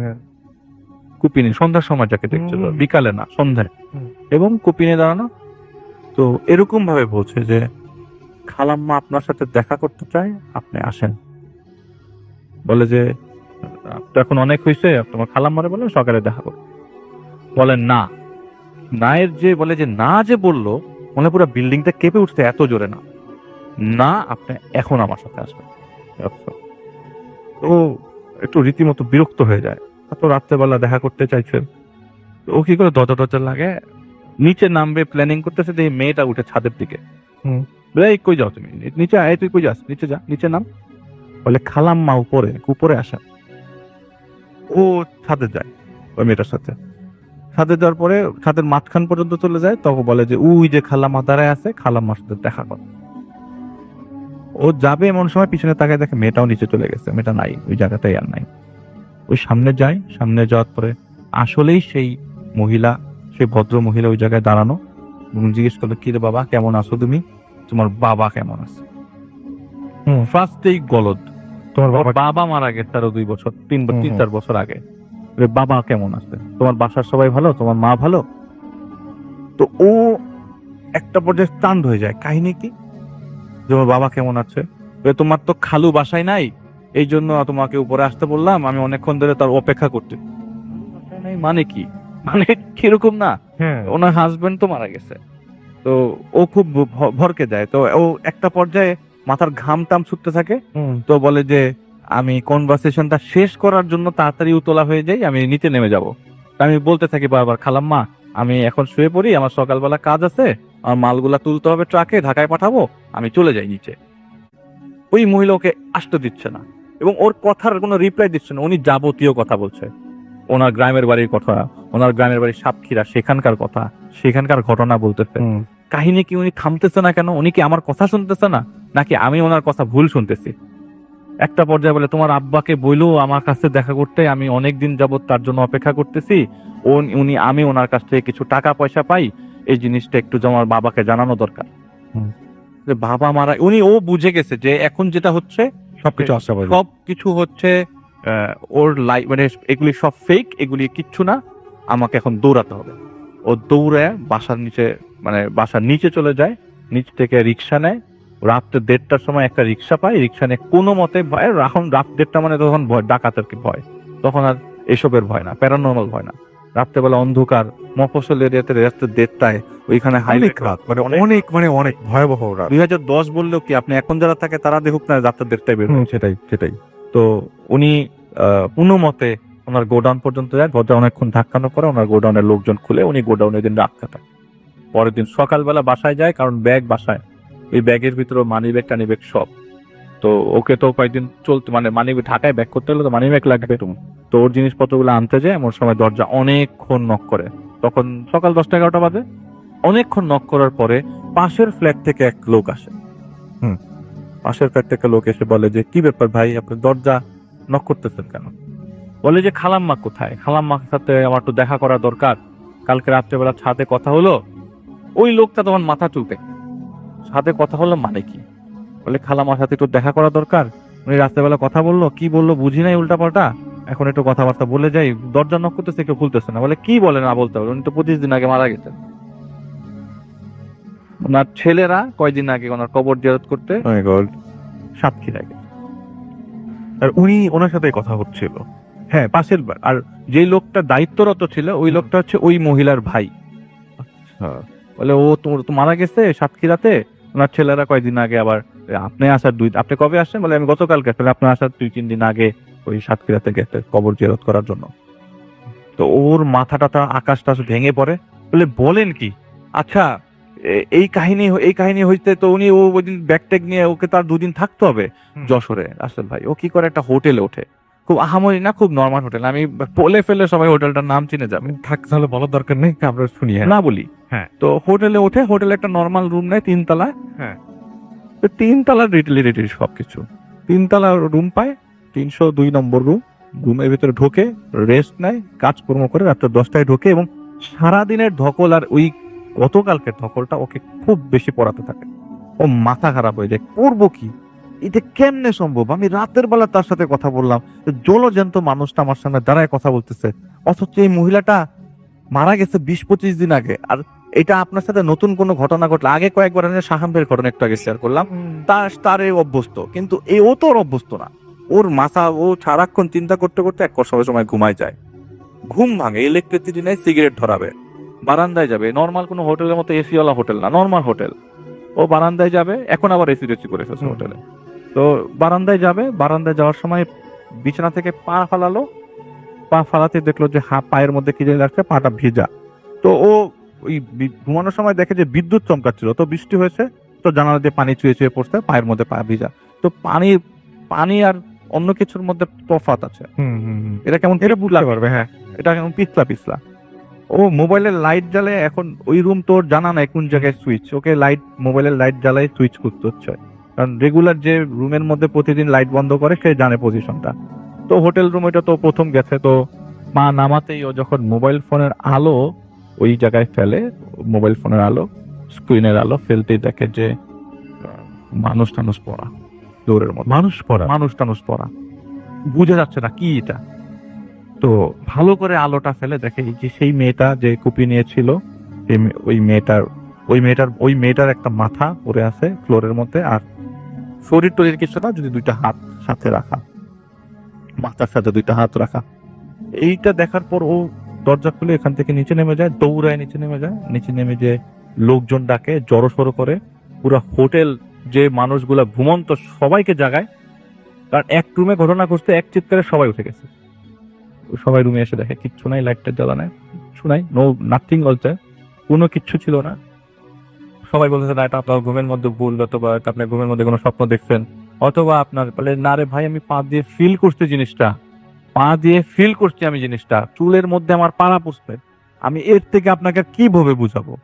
পরে ও হোটেল ছেড়ে দিয়ে ও গোডাউনের থেকে লাস্ট 2 দিন গোডাউনের থেকে। কিন্তু মজার বিষয়, সে যখন ওই বাসায় যায় আবারও ওই লোকের কাছে, এবার ওই জায়গায় দরজা নক করছে ওই দরজায়, বলে যে ওনাদের বাসায় যে একটা কাজের মেয়ে ছিল, ওর এটা কিউরিওসিটি, কাজের ওই মেয়েটারই তো মাথা দেখলো, বলে ওই মেয়েটার কি হয়েছে, ওই মেয়েটা কোথায়, মেয়েটা থাকে না এখানে। ও বলে নাই যে মেয়েটার সাথে দেখা হয়েছে, মেয়েটাই তো ওকে খাওয়া দাওয়া দিচ্ছে, এটা ওর মনে হচ্ছিল। বলে মেয়েটার একটা সমস্যা হয়েছে ভাই, এটা তো আমি ওনার কথাই জানতে চাচ্ছিলাম যে হ্যাঁ কি খবর। হ্যাঁ, বলে যে মেয়েটারই আসলে কি বলবো, আসলে মানুষ মারা গেলে ওই যে ভাগ্য দোষ বলে, ওর মনে হয় যে ওর সমস্যা হয়ে গেছিল। মেয়েটা মারা যাওয়ার 4 দিনের দিন, ওই খালাম্মা মারা যাওয়ার 4 দিনের দিন, মানে আপনাদের খালাম্মা, ওনার আপা আর কি, মারা যাওয়ার 4 দিনের দিন ওই মেয়েটা বাবা মেয়েটাকে নিয়ে চলে যাচ্ছিল, রাস্তার মধ্যে বাবার সহ মেয়েটা মারা যায় অ্যাক্সিডেন্টে, রোড ট্রাফিক অ্যাক্সিডেন্টে বগুড়ায়। এই মেয়েটাই তো সেই কুপি হাতে গাড়ি ছিল। ও তো ভাই, ও বলে যে আমি এরপর থেকে আমার লোক পাঠাবো, আমি আর যশোরে যাবো, এই অবস্থায় আর যশোরে যাওয়া সম্ভব না।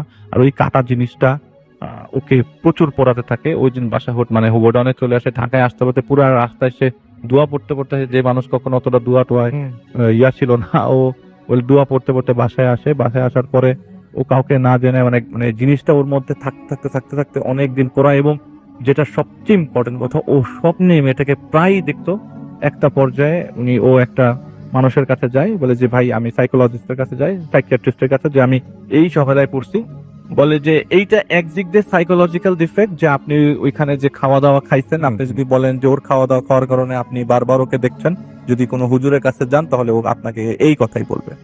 আর আমি বলবো এইটা আপনার ফিজিক্যাল প্রবলেম, যে আপনি এটা আপনি বারবার জিনিসটাকে চিন্তা করার কারণে এইটা আপনার ইমেজ বারবার ব্রেইনের মধ্যে প্রতিফলিত হচ্ছে। এক কাজ করেন, ওষুধটা খান রেগুলার, এবং একটু হাঁটেন সকালবেলা আর বিকালবেলা হাঁটেন, এবং ওষুধটাকে রাত্রে ঘুমা।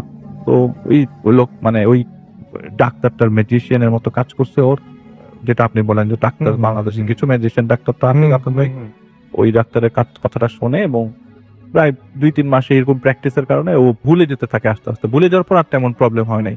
ভুলতে 2012 সাল এখন পর্যন্ত প্রবলেম হয় না, কিন্তু লাস্ট কয়েকদিন ধরে রাত্রবু আমাকে বোঝাচ্ছিল এই ঘটনাটা শেয়ার করার। এটাই ছিল ঘটনা। Thank you so much. চমৎকার একটি ঘটনা শুনলাম আমরা আরিফের কাছে, এবং দ্বিতীয় ঘটনাটা অনেক অনেক অনেক চমৎকার এবং মানে খুবই অদ্ভুত। এবং আমি আপনারা যারা শুনেছেন আমি বিশ্বাস করি যে তারা অনেক এনজয় করেছেন, এবং আমি একটু দেখি যে আসলে কে কি বলছেন। হ্যাঁ, অলরেডি দেখতে পাচ্ছি যে সবাই আলিতের এই ঘটনাটার প্রশংসা শুরু করে দিয়েছেন এবং লিখেছেন যে অসম স্টোরি।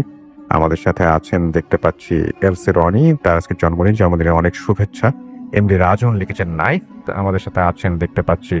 এছাড়াও এখানে দেখতে পাচ্ছি আমাদের সাথে আছেন আসলে একজন যখন বারবার করে পড়ে, আমি টুইটার থেকে পড়ছি, এমডি মেহেদি হাসান রোমান, এবং তিনি আমাদের সাথে 10 জন মিলে তারা শুনছেন একসঙ্গে।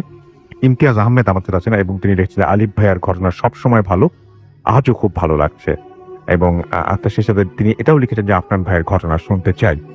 ইফতেখার আরিক রিফাত আমাদের সাথে আছেন এবং তিনি লিখছেন যে listening from Rajshahi, I love you Bhoot FM. আমাদের সাথে আছেন দেখতে পাচ্ছি নুসরাত খানম এবং তিনি লিখেছেন থ্যাঙ্কস। আমাদের সাথে আছেন দেখতে পাচ্ছি এছাড়াও খলিল বৃথা এবং তিনি বলছেন যে নাইস স্টোরি। দুরন্ত ইসলাম আমাদের সাথে আছেন এবং তিনি বলছেন যে এটা কি রিয়েল পেজ কিনা। অফকোর্স এটা রিয়েল পেজ। অ্যান্ড আমাদের সাথে মাহমুদ হাসান আছেন, আমাদের সাথে আছেন দেখতে পাচ্ছি আরো অনেকেই, তার মধ্যে শ্রাবণ শিহাব আমাদের সাথে আছেন। আমাদের সাথে আছেন দেখতে পাচ্ছি রিফাত হাসান নোবেল। এছাড়া আমাদের সাথে আছেন দেখতে পাচ্ছি এমডি শাকিল মাহমুদ। আমাদের সাথে আছেন দেখতে পাচ্ছি আরাফাত রাব্বি। আশিক আছেন আমাদের সাথে। আবির আমাদের সাথে আছেন। আমাদের সাথে আছেন মিজানুর রহমান। আমাদের সাথে আছেন দেখতে পাচ্ছি সৈকত হামিম উর রহমান। আমাদের সাথে আছেন রেড হরাইজন। আমাদের সাথে আছেন AHA ওমর ফারুক রাজশাহী থেকে। ফারুক আহমেদ আমাদের সাথে আছেন। আমাদের সাথে আছেন দেখতে পাচ্ছি কাজল খান এবং তিনি বলছেন তার মেসেজটা পড়া হয়নি, তো পড়া হলো। তৌফিক আনান আমাদের সাথে আছেন এবং আমাদের সাথে, এবং তিনি বলছেন যে প্রথম ইমেল এবং আলিফ ভাইয়ের ঘটনা দুটোই খুব ভালো লেগেছে তার কাছে। আমার সাথে আছেন দেখতে পাচ্ছি এমডি শাকিরুল ইসলাম এবং তার কাছে যেটা ভালো লেগেছে যে আজকে তার কাছে পুরো জিনিসটাই, তিনি বলছে আলিফ ভাইয়ের যে স্টোরি তা অনেক সবসময় ভালো লাগে। আমাদের সাথে আছেন দেখতে পাচ্ছি তাওহিদ আফ্রিদি এবং তিনি শুনছেন রাজশাহী থেকে। আমাদের সাথে আছেন দেখতে পাচ্ছি আহমেদ দবির, যে যাদের দেশে আমি কেমন আছি, আমি সবসময় ভালো থাকি এবং সবসময় ভালোর দলে, আশা করছি আপনিও ভালো আছেন এবং সবসময় ভালোর দলে আছেন। শেখ আমিন মারুফ আমাদের সাথে আছেন, টাঙ্গাইল থেকে শুনছেন তিনি। সাইফুল ইসলাম SR আমাদের সাথে আছেন এবং কক্সবাজার মহেশখালী থেকে তিনি শুনছেন। আমাদের যে রেডিও ফুর্তির পেজ, সেই পেজটা দিয়ে এবার শুরু করি ফেসবুকে, এবং সেখানে দেখতে পাচ্ছি অনেকেই অনেক কিছু এখনো লিখছেন এবং তার মধ্যে আছেন দেখতে পাচ্ছি আমরি কায়েস এবং তিনি সৌদি আরব থেকে শুনছেন অ্যাপ দিয়ে। থ্যাংক ইউ সো মাচ আমাদের সাথে থাকার জন্য। রিশাদ আহমেদ মনির আমাদের সাথে আছেন এবং ঘটনাটি ভালো ছিল। তন্ময় হাসান লিখেছেন নাইস স্টোরি। এমডি ওবায়দুল করিম আমাদের সাথে আছেন এবং রাজশাহী থেকে তিনি শুনছেন। রেশাদুজ্জামান সুমন আমাদের সাথে আছেন বগুড়া থেকে। এমডি মাসুক ইসলাম আছেন চাঁপাইনবাবগঞ্জ থেকে। শৌখিন আলম তিতাস আমাদের সাথে আছেন। আমাদের সাথে আছেন মাহমুদ শাওন। এছাড়াও এমডি নুরুন্নবী মোল্লা আমাদের সাথে আছেন। শরীফুজ্জামান আমাদের সাথে আছেন। রাফি আহমেদ আমাদের সাথে আছেন। আমাদের সাথে আছেন NI বিজয়। এছাড়াও আমাদের সাথে আছেন এমডি আরিফ হোসাইন জুবায়ের আমাদের সাথে আছেন। আরিক আফতাহি আমাদের সাথে আছেন। ইমন আমাদের সাথে আছেন এবং আহমেদ শ্যামল আমাদের সাথে আছেন। রনক বিশ্বাস লিমন আমাদের সাথে আছেন। তাজরিন তোফা আমাদের সাথে আছেন। সোহাবুর রহমান বাঁধন আমাদের সাথে আছেন। আমাদের সাথে আছেন এমডি নাইম শেখ। শাহরিয়ার মোর্শেদ আমাদের সাথে আছেন। নাইম শেখ তিনি এবং তার ওয়াইফ দুজনেই শুনছেন। মুস্তা ইব্রাহিম আমাদের সাথে আছেন। হামিদা আখতার আমাদের সাথে আছেন। আমাদের সাথে আছেন সিফাত তাহসান। ফিলিপ আনাম আমাদের সাথে আছেন। ব্ল্যাক ক্যারো তুষার আমাদের সাথে আছেন। সাব্বির তালুকদার আমাদের সাথে আছেন। আমাদের সাথে আছেন এমডি মিশুক ইসলাম। আমাদের সাথে আছেন দেখতে পাচ্ছি অধরা। এমডি ফারুক আমাদের সাথে আছেন। এমডি জিস্তান আমাদের সাথে আছেন। এমডি রনি পিকে আমাদের সাথে আছেন। সজীব শির আমাদের সাথে আছেন। জুবায়ের ম্যান আমাদের সাথে আছেন। অমিত হাসান আমাদের সাথে আছেন। একলা পথের পথিক আমাদের সাথে আছেন। তাদমান রহিম শুভ আমাদের সাথে আছেন। আমরি কায়েস আমাদের সাথে আছেন। তাওহিদুর হাসান আমাদের সাথে আছেন। মুস্তা আমাদের সাথে আছেন, আমার সাথে আছেন সামিউন হোসাইন, এবং লাস্ট স্টোরিটা তার কাছেও অনেক ভালো লেগেছে। ভূত এফএমে যারা এই মুহূর্তে আমাদের যে ভূত এফএমের যে পেজটা রয়েছে সেই পেজ থেকে যারা শুনছেন তাদের কিছু মেসেজ আমি এখন পড়ছি। আমার সাথে আছেন হচ্ছে আলিফ ভাইয়া মানেই অসাধারণ, আবু নোমান ফয়সাল এটা লিখেছেন, এমডি সাকিব তিলক আমাদের সাথে আছেন, প্রিন্স শহীদুল আমাদের সাথে আছেন, আলমগীর হোসেন মেহেদি আমাদের সাথে আছেন রাজশাহী দুর্গাপুর থেকে, রিশাদ আহমেদ মনির আমাদের সাথে আছেন, আলিফ ভাইয়ের ঘটনাটি ভালো ছিল, পৃথিবী পর আমাদের সাথে আছেন, আমাদের সাথে আছেন তনিমেশ রয় মংলা থেকে শুনছেন ভয় লাগছে, নিবিড় আরাফাত আমাদের সাথে আছেন, today is doctor Alif show তাই লিখেছেন তিনি, রিধি ম্যান রাকিবুল আমাদের সাথে আছেন নওগাঁ থেকে শুনছেন, আমাদের সাথে আছেন মিলন ময়মনসিং থেকে শুনছেন, আমাদের সাথে আছেন আবির আহমেদ জিসান আমাদের সাথে আছেন দেখতে পাচ্ছি, এইচ আর হাবিব, এছাড়াও রিধিমণি রাকিবুল থেকে শুরু করে আরো অনেকে আমাদের সাথে আছেন। থ্যাংক ইউ ভেরি মাচ আমাদের সঙ্গে থাকার জন্য। আমরা এখন যেটা করব সেটা হচ্ছে চলে যাবো আমাদের দ্বিতীয় অতিথির কাছে এবং তার কাছ থেকে আরো একটা ঘটনা শুনে আসবো, তারপরে আবারও ফিরে আসবো একটা অডিও ক্লিপ নিয়ে, এবং আশা করছি সে সময় পর্যন্ত আমাদের সঙ্গে থাকবেন। স্টে টিউনড রেডিও ফুড এফএম এন্ড চলে যাচ্ছে আমাদের দ্বিতীয় ঘটনায়। হাই লিজেনার্স, আমি মারুফ শুভ মিরপুর থেকে এসেছি।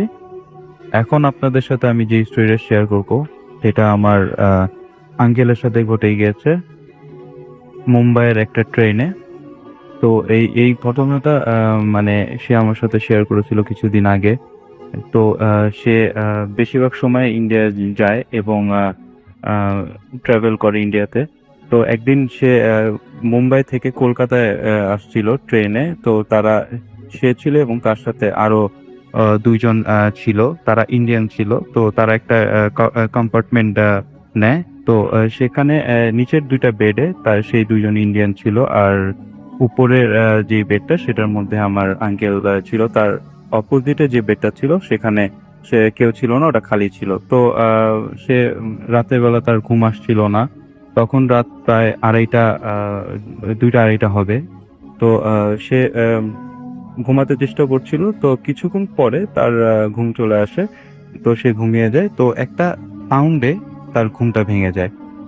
সাউন্ডটা এমন ছিল যে লোহার সাথে বাড়ি খেয়ে যেমন একটা সাউন্ড হবে ওই টাইপের একটা সাউন্ড। তো এই সাউন্ড পাওয়ার পর তার ঘুম ভেঙে যায় এবং ঘুম থেকে উঠে সে দেখে মানে তার অপোজিটে যে বেডটা, সে বেডের মধ্যে একটা বাউনা টাইপের লোক বসে আছে, তার দিকে রাগান্বিত দৃষ্টিতে তাকিয়ে আছে।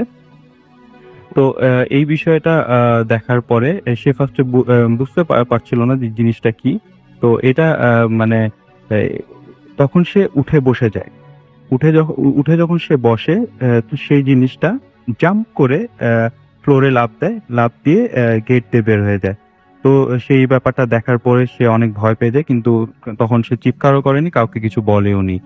সে নেমে গেট খুলে চারপাশে দেখে যে বাইরে কিছু সে আছে নাকি। সে দেখে পুরো বাইরে মানে অন্ধকার, কিছুই নেই, সবাই তাদের গেট লাগানো। তো সে রুমের কম্পার্টমেন্টের দরজাটা লাগিয়ে সে আবার বসে থাকে মধ্যে। তো কিছুক্ষণ পরে সে ওয়াশরুমে যাওয়ার জন্য বের হয়। সে যখন ওয়াশরুমে যায়, ওয়াশরুম থেকে বের হওয়ার পরে সে দেখে সেম ওই জিনিসটাই তাদের রুমের ভিতরে ঢুকছে। তো এই জিনিসটা দেখার পরে সে ভয় পাচ্ছিল যে সে রুমে যাবে কি যাবে না। তার মোবাইলও ছিল না যে সে তাদের ওই ইন্ডিয়ান যেই লোক দুইজন ছিল তার সাথে তাদেরকে কল দিবে। তো সে ভয়ে রুমের গেটের সামনে গেল এবং রুমের গেটটা খুলে যখন ভিতরে ঢুকলো, দেখলো যে ভিতরে কিছুই নেই। তখন সে সেই ইন্ডিয়ান দুইজনকে ডাক দিল আর বলল যে তোমরা কি কোনো সাউন্ড পেয়েছো বা রুমে কি কিছু ছিল নাকি।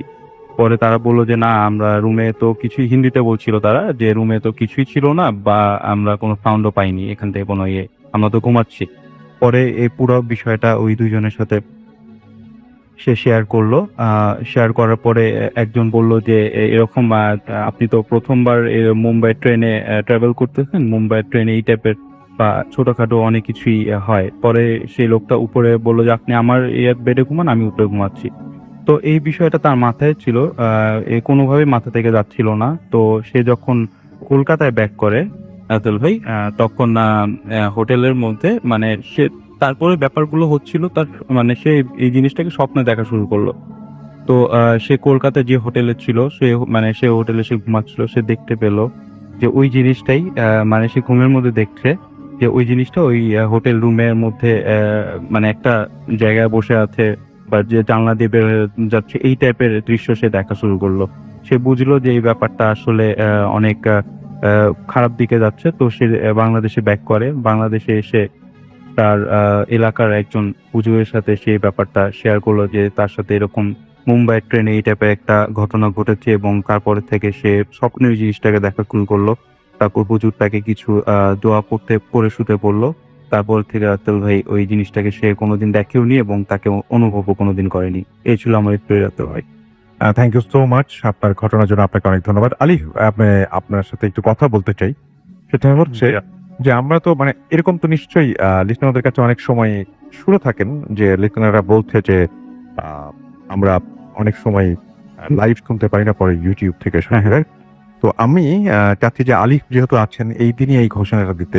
আমাদের ফেসবুক পেজে অলরেডি আপলোড করা হয়েছে যে কামিং সুন রেডিও ফুরকির যে ইউটিউব চ্যানেল, যেখানে ভূত এফএম সব এপিসোড পাওয়া যাবে। কেমন লাগছে এই ব্যাপারটা? অনেক ভালো, অনেক ভালো। এখন আমি সবাইকে বলতে অনেকে জিজ্ঞেস করে যে তুমি যে গেছো ওই এপিসোড গুলা কি পাবো নাকি? আপনি পাবেন অবশ্যই। বলে যে কোন জায়গায় অনেকে আপলোড করে ইউটিউবে, ওইখান থেকে শুনতে পারেন। আমরা হয়তো এখন বিরতি দিয়ে শুনবো, মানে আজকে যে এপিসোডটা হয়েছে সেই এপিসোডটা হয়তো অনেকদিন পরে শুনতে পাবে, চলে আসছে হঠাৎ করে। বাট আমরা এখানে আপলোড করছি, এবং তাতে যেটা সুবিধা হবে, অনেকে আমাদের লেখেন যে আপনাদের সাউন্ড কোয়ালিটি এরকম কেন, কিন্তু আমরা আসলে তো আপলোড করি না। এখন আমরা যদি আপলোড করা শুরু করি তাহলে best sound quality, audio quality হবে এবং বেস্ট ইয়ে থাকবে। আশা করছি যে আপনাদের সবার। আমিও রাতুল ভাই একটা জিনিস সাজেস্ট করতে চাই যে যদি এরকম হয় কোন একটা ভালো স্পেশাল অকেশন আসলো, এখানে একদম লাইভ ভিডিও করে যদি ইন্টারনেটে, ইনশাআল্লাহ আমাদের সেরকম প্ল্যান আছে, তাহলে মানে আমাদের লিসনারও আশা করি অনেক বেশি উদ্বুদ্ধ হবে শোনার জন্য। ইনশাআল্লাহ যদি লিসনাররা সঙ্গে থাকেন, এবং আরিফ যেটা বললেন সেটা আমরা অবশ্যই ইনশাআল্লাহ একদিন আপনাদের সামনে করব, এবং আপনারা যদি চান তাহলে এখনো সময় আছে। আলিফকে তো সাপোর্ট করবেন আমরা এমনি জানি, তারপরে যারা যারা চান আমাদেরকে জানান। তো আলিফ, থ্যাংক ইউ সো মাচ আপনার জন্য, এবং অনেক অনেক ধন্যবাদ। আবার দেখা হবে ইনশাআল্লাহ। আমরা যেটা করবো সেটা হচ্ছে ছোট একটা অডিও ক্লিপ শুনে আসবো, তারপরে ফিরে আসবো নতুন আরো একজন অতিথিকে নিয়ে। সেই পর্যন্ত আমাদের সঙ্গে থাকুন। Stay tuned to radio Foorti FM and do Foorti. আসসালামু আলাইকুম রাতুল ভাই। আমি আমার নাম বলতে যাচ্ছি না, তবে প্রফেশনটা আমাকে বলতেই হবে। আমি ডক্টর। জাস্ট রিসেন্ট আমার জীবনে ঘটে যাওয়া একটি ঘটনা শেয়ার করব, and it's about black magic, যেখানে আমাদের নবী হযরত সাল্লাল্লাহু আলাইহি ওয়াসাল্লাম রেহাই পায়নি। তো আমি কে? ঘটনা আমার হাজবেন্ডকে নিয়ে। সে মিডিয়ার একজন, নাম বলে তাকে অনেকেই চিনবেন। আমি তার পরিচয়টা এই জন্য দিতে চাচ্ছি না, আর স্টুডিওতে আরো এই জন্য আসতে চাচ্ছি না। এনিওয়ে, যুক্তিযুক্ত কারণেই অপারগ হয়ে ফোনে আমার হাজবেন্ড একজনের সাথে খুব রুড বিহেভ করতে বাধ্য হয়। Just 1 month after that time problem গুলো শুরু হয়। হঠাৎ তার বিহেভে একটা চেঞ্জ আসে। আমি এবং আমার বাসার সবাই এবং আমার বেবির উপর সেটার খুবই প্রভাব পড়ে। আমরা লক্ষ্য করি যে সে যেন আর মানুষ নেই, এত খারাপ ব্যবহার, ফর নাথিং। ইভেন ডিভোর্সের কথাও সে আমাকে বলে, বাসা থেকে চলে যেতে বলে, এবং ফর নাথিং। এটাই খুব আশ্চর্য, তার হিংস্রতাটা মানে বেড়েই চলছে দিনকে দিন। অস্বাভাবিকতাটা দেখে বোঝাই যায় যে এখানে মানে আমার তখন মনে হয় যে এখানে কোনো একটা অন্যরকম একটা কিছু, মানে একটা কারণ থাকতে পারে, অন্যরকম কিছু, যে কারণে আমি তাকে ক্ষমা করে দিই। তো আমি আমার বাসায় চলে যাই এবং আমি একটা অভিযানে নেমে পড়ি। ওয়াই এমন কেন হবে? 1, 2 নয়, 3 জায়গা থেকে আমি জানতে চাই ব্ল্যাক ম্যাজিক সম্পর্কে, এবং তার নাম দিয়ে যে হ্যাঁ তার উপর ব্ল্যাক ম্যাজিক করা হয়েছে। 1 মাস পর ও আমাকে নিতে আসে আমার বাসায়। তো আমিও ফিরি ওর কাছে, কারণ ওর সান্নিধ্যে থাকাটা ওর দরকার ছিল। ওকে অনেক কিছু মানে পানি, দোয়া এগুলো দিতে হবে, যে কারণে আমি পরে বাসায় চলে আসি, এবং আস্তে আস্তে ও অনেকটা ইমপ্রুভ। এখনো 30% বাকি আছে। আমি বলবো ও অনেক ভালো ছিল। ওর চেঞ্জটা যে কারণে তাকে ব্ল্যাক ম্যাজিক করা হয়, এবং ওই যে বললাম এখনো 30% মতো তার বাকি আছে। তো ব্ল্যাক ম্যাজিকটা তাকে করা হয়েছে তার নাম এবং ফটো দিয়ে করা হয়েছে, এবং এটা যে করেছে সে ফেসবুক থেকে খুব ইজিলি মানে কালেক্ট করেছে। এখন তো ফেসবুকে এগুলো পাওয়াটা খুবই অ্যাভেলেবল। এখন তার উপর প্রভাব অনেকটাই কমে এসেছে। আর আমি আসলে এখন একটা অস্ত্র পেয়ে গেছি এটার সাথে লড়াই করার। আল্লাহর শক্তির কাছে কিন্তু সব শক্তি পরাজিত। আমি, আমার বেবি আর আমার হাজবেন্ড অনেক সুখী ছিলাম। এখনো আল্লাহর রহমতে স্বীকার করব অনেকটা সুখী আছে, এবং আপনারা সবাই আমার জন্য দোয়া করবেন। আর যে ব্ল্যাক ম্যাজিক করেছে তার আমি শাস্তিটা চাই, এবং আমি আর মানে শাস্তি তার হবে। আমি তখনও আবার আপনাদের কাছে শেয়ার করব, হয়তো নাম বলবো না। দোয়া করবেন আপনারা আমার জন্য, খেয়াল থাকবেন। Welcome back. শুনছেন রেডিও ফুটের রাতের রাতের সাথে, এবং ঘড়িতে সময় রাত 1:30 যদি আমাদের ইমেইল করতে চান, আমাদের ইমেল অ্যাড্রেস হচ্ছে bhuthfm@radio.fm, which is BHWTFM@radio.fm. আপনার নাম, ঠিকানা এবং ফোন নাম্বার সহ আপনার জীবনে ঘটে যাওয়া বা আপনার জানা সেরা ঘটনা লিখে পাঠিয়ে দিন আমাদের কাছে। ঘটনার শুরুতে অবশ্যই উল্লেখ করুন ঘটনাটি আপনি স্টুডিওতে এসে শেয়ার করতে চান নাকি আপনি চান আপনার ঘটনা আমরা পড়ে শোনাই। যারা দেশের বাইরে রয়েছেন তারা সরাসরি অডিও ক্লিপ পাঠাতে পারেন বা লিখেও পাঠাতে পারেন ঘটনাটি। আর আমাদের যে ফেসবুক পেজ দুটো আছে সেই পেজ দুটো ভিজিট করতে পারেন www.facebook.com/radio.furti, www.facebook.com/bhuthfm.russell, এবং একই সাথে আমাদের যে টুইটারের পেজটা রয়েছে আর যে মানে রাস্তালের, সেটা হচ্ছে যে রাসেল_bhuthfm, আপনি টুইটারে গেলেই পেয়ে যাবেন। এবং আশা করছি যে এটা আপনারা আসবেন এবং আপনারা জানাবেন যে কার ঘটনা কেমন লাগছে, কি অবস্থা। আমরা চলে যাচ্ছি আমাদের শেষ অতিথির কাছে, তার ঘটনা শুনবো। আপনার নামটা প্লিজ একটু বলবেন, তারপর আপনার ঘটনায় যাবো। কোথা থেকে এসছেন সেটা একটু কাইন্ডলি বলবেন। ধন্যবাদ রাসেল ভাইয়া। আমি রাসেল আহমেদ, আমি এসছি ধানমন্ডি থেকে। তো আমাকে আজকে ডাকার জন্য ধন্যবাদ জানাচ্ছি। আমরা ঘটনায় চলে যাই। আমি সরাসরি ভাইয়া ঘটনায় চলে যেতে যাচ্ছি। এই ঘটনাটি ভাইয়া এটা কারো দাদির মুখে বা নানির মুখে শোনা গল্প নয়, এটি আমার পরিবারে ঘটে যাওয়া একটি বাস্তব ঘটনা। এই ঘটনাটি ঘটে গিয়েছে আমাদের গ্রামের বাড়িতে। তো যেহেতু এটি গ্রামের বাড়ির ঘটনা, তো আমার বাড়িটা ডিসক্রিপশন আমি একটু দিতে যাচ্ছি, তাহলে দর্শকরা সেটার সাথে খুব বেশি কানেক্ট হতে পারবে।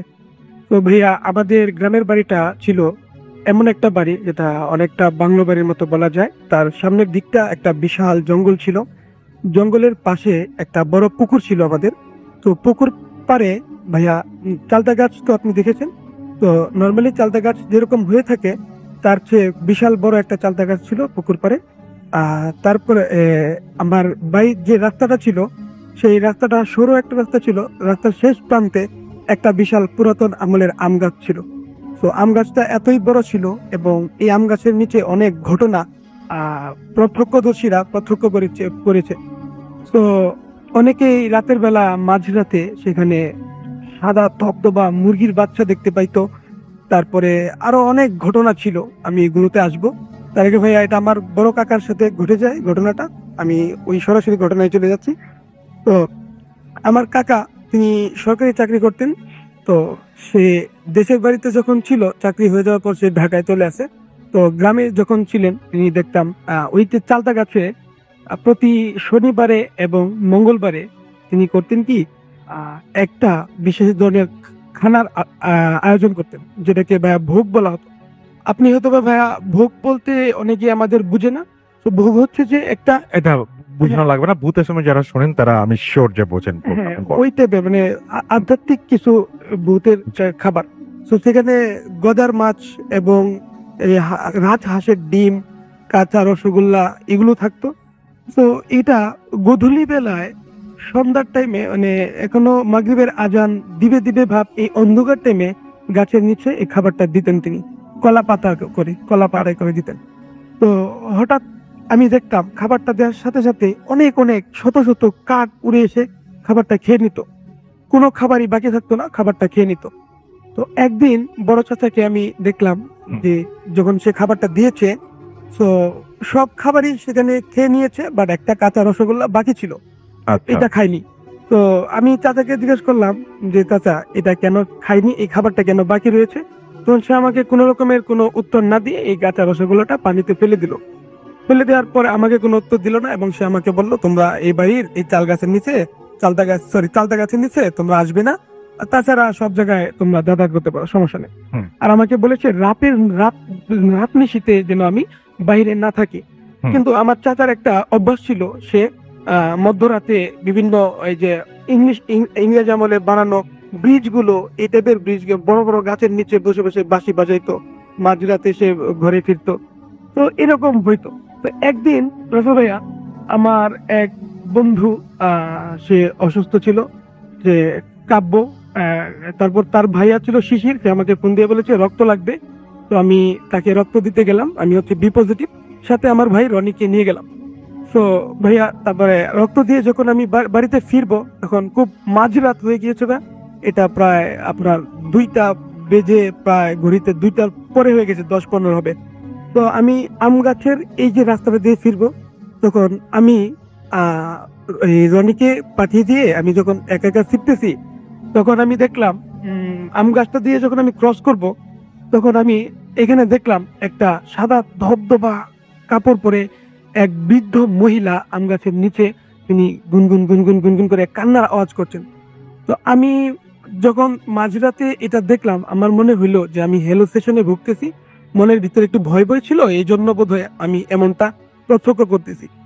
কিন্তু ভাইয়া আমি অ্যাকচুয়ালি এমনটা দেখার জন্য বা বলার জন্য কখনোই প্রস্তুত ছিলাম না।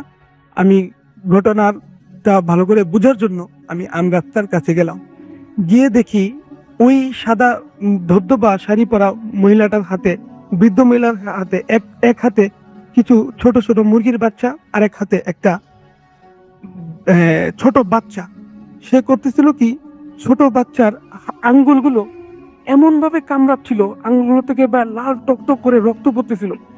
তারপরে আমি এই ঘটনাটা দেখার পরে আর এই আম গাছ দিয়ে বাড়িতে যাব সেটা কখনোই পারিনি। আমি পিছন দিকে দৌড় দিলাম, দৌড় দিয়ে আমার এক বন্ধুর বাড়িতে গিয়ে উঠলাম। সেই বাড়ির সামনে গিয়ে যখন আমি পড়ে গিয়েছি, শব্দ শুনে তার আম্মু আমাকে রুমে নিয়ে গেল, এবং আমি সেখানে, তারপরে কি হয়েছিল আমি আর বলতে পারি না।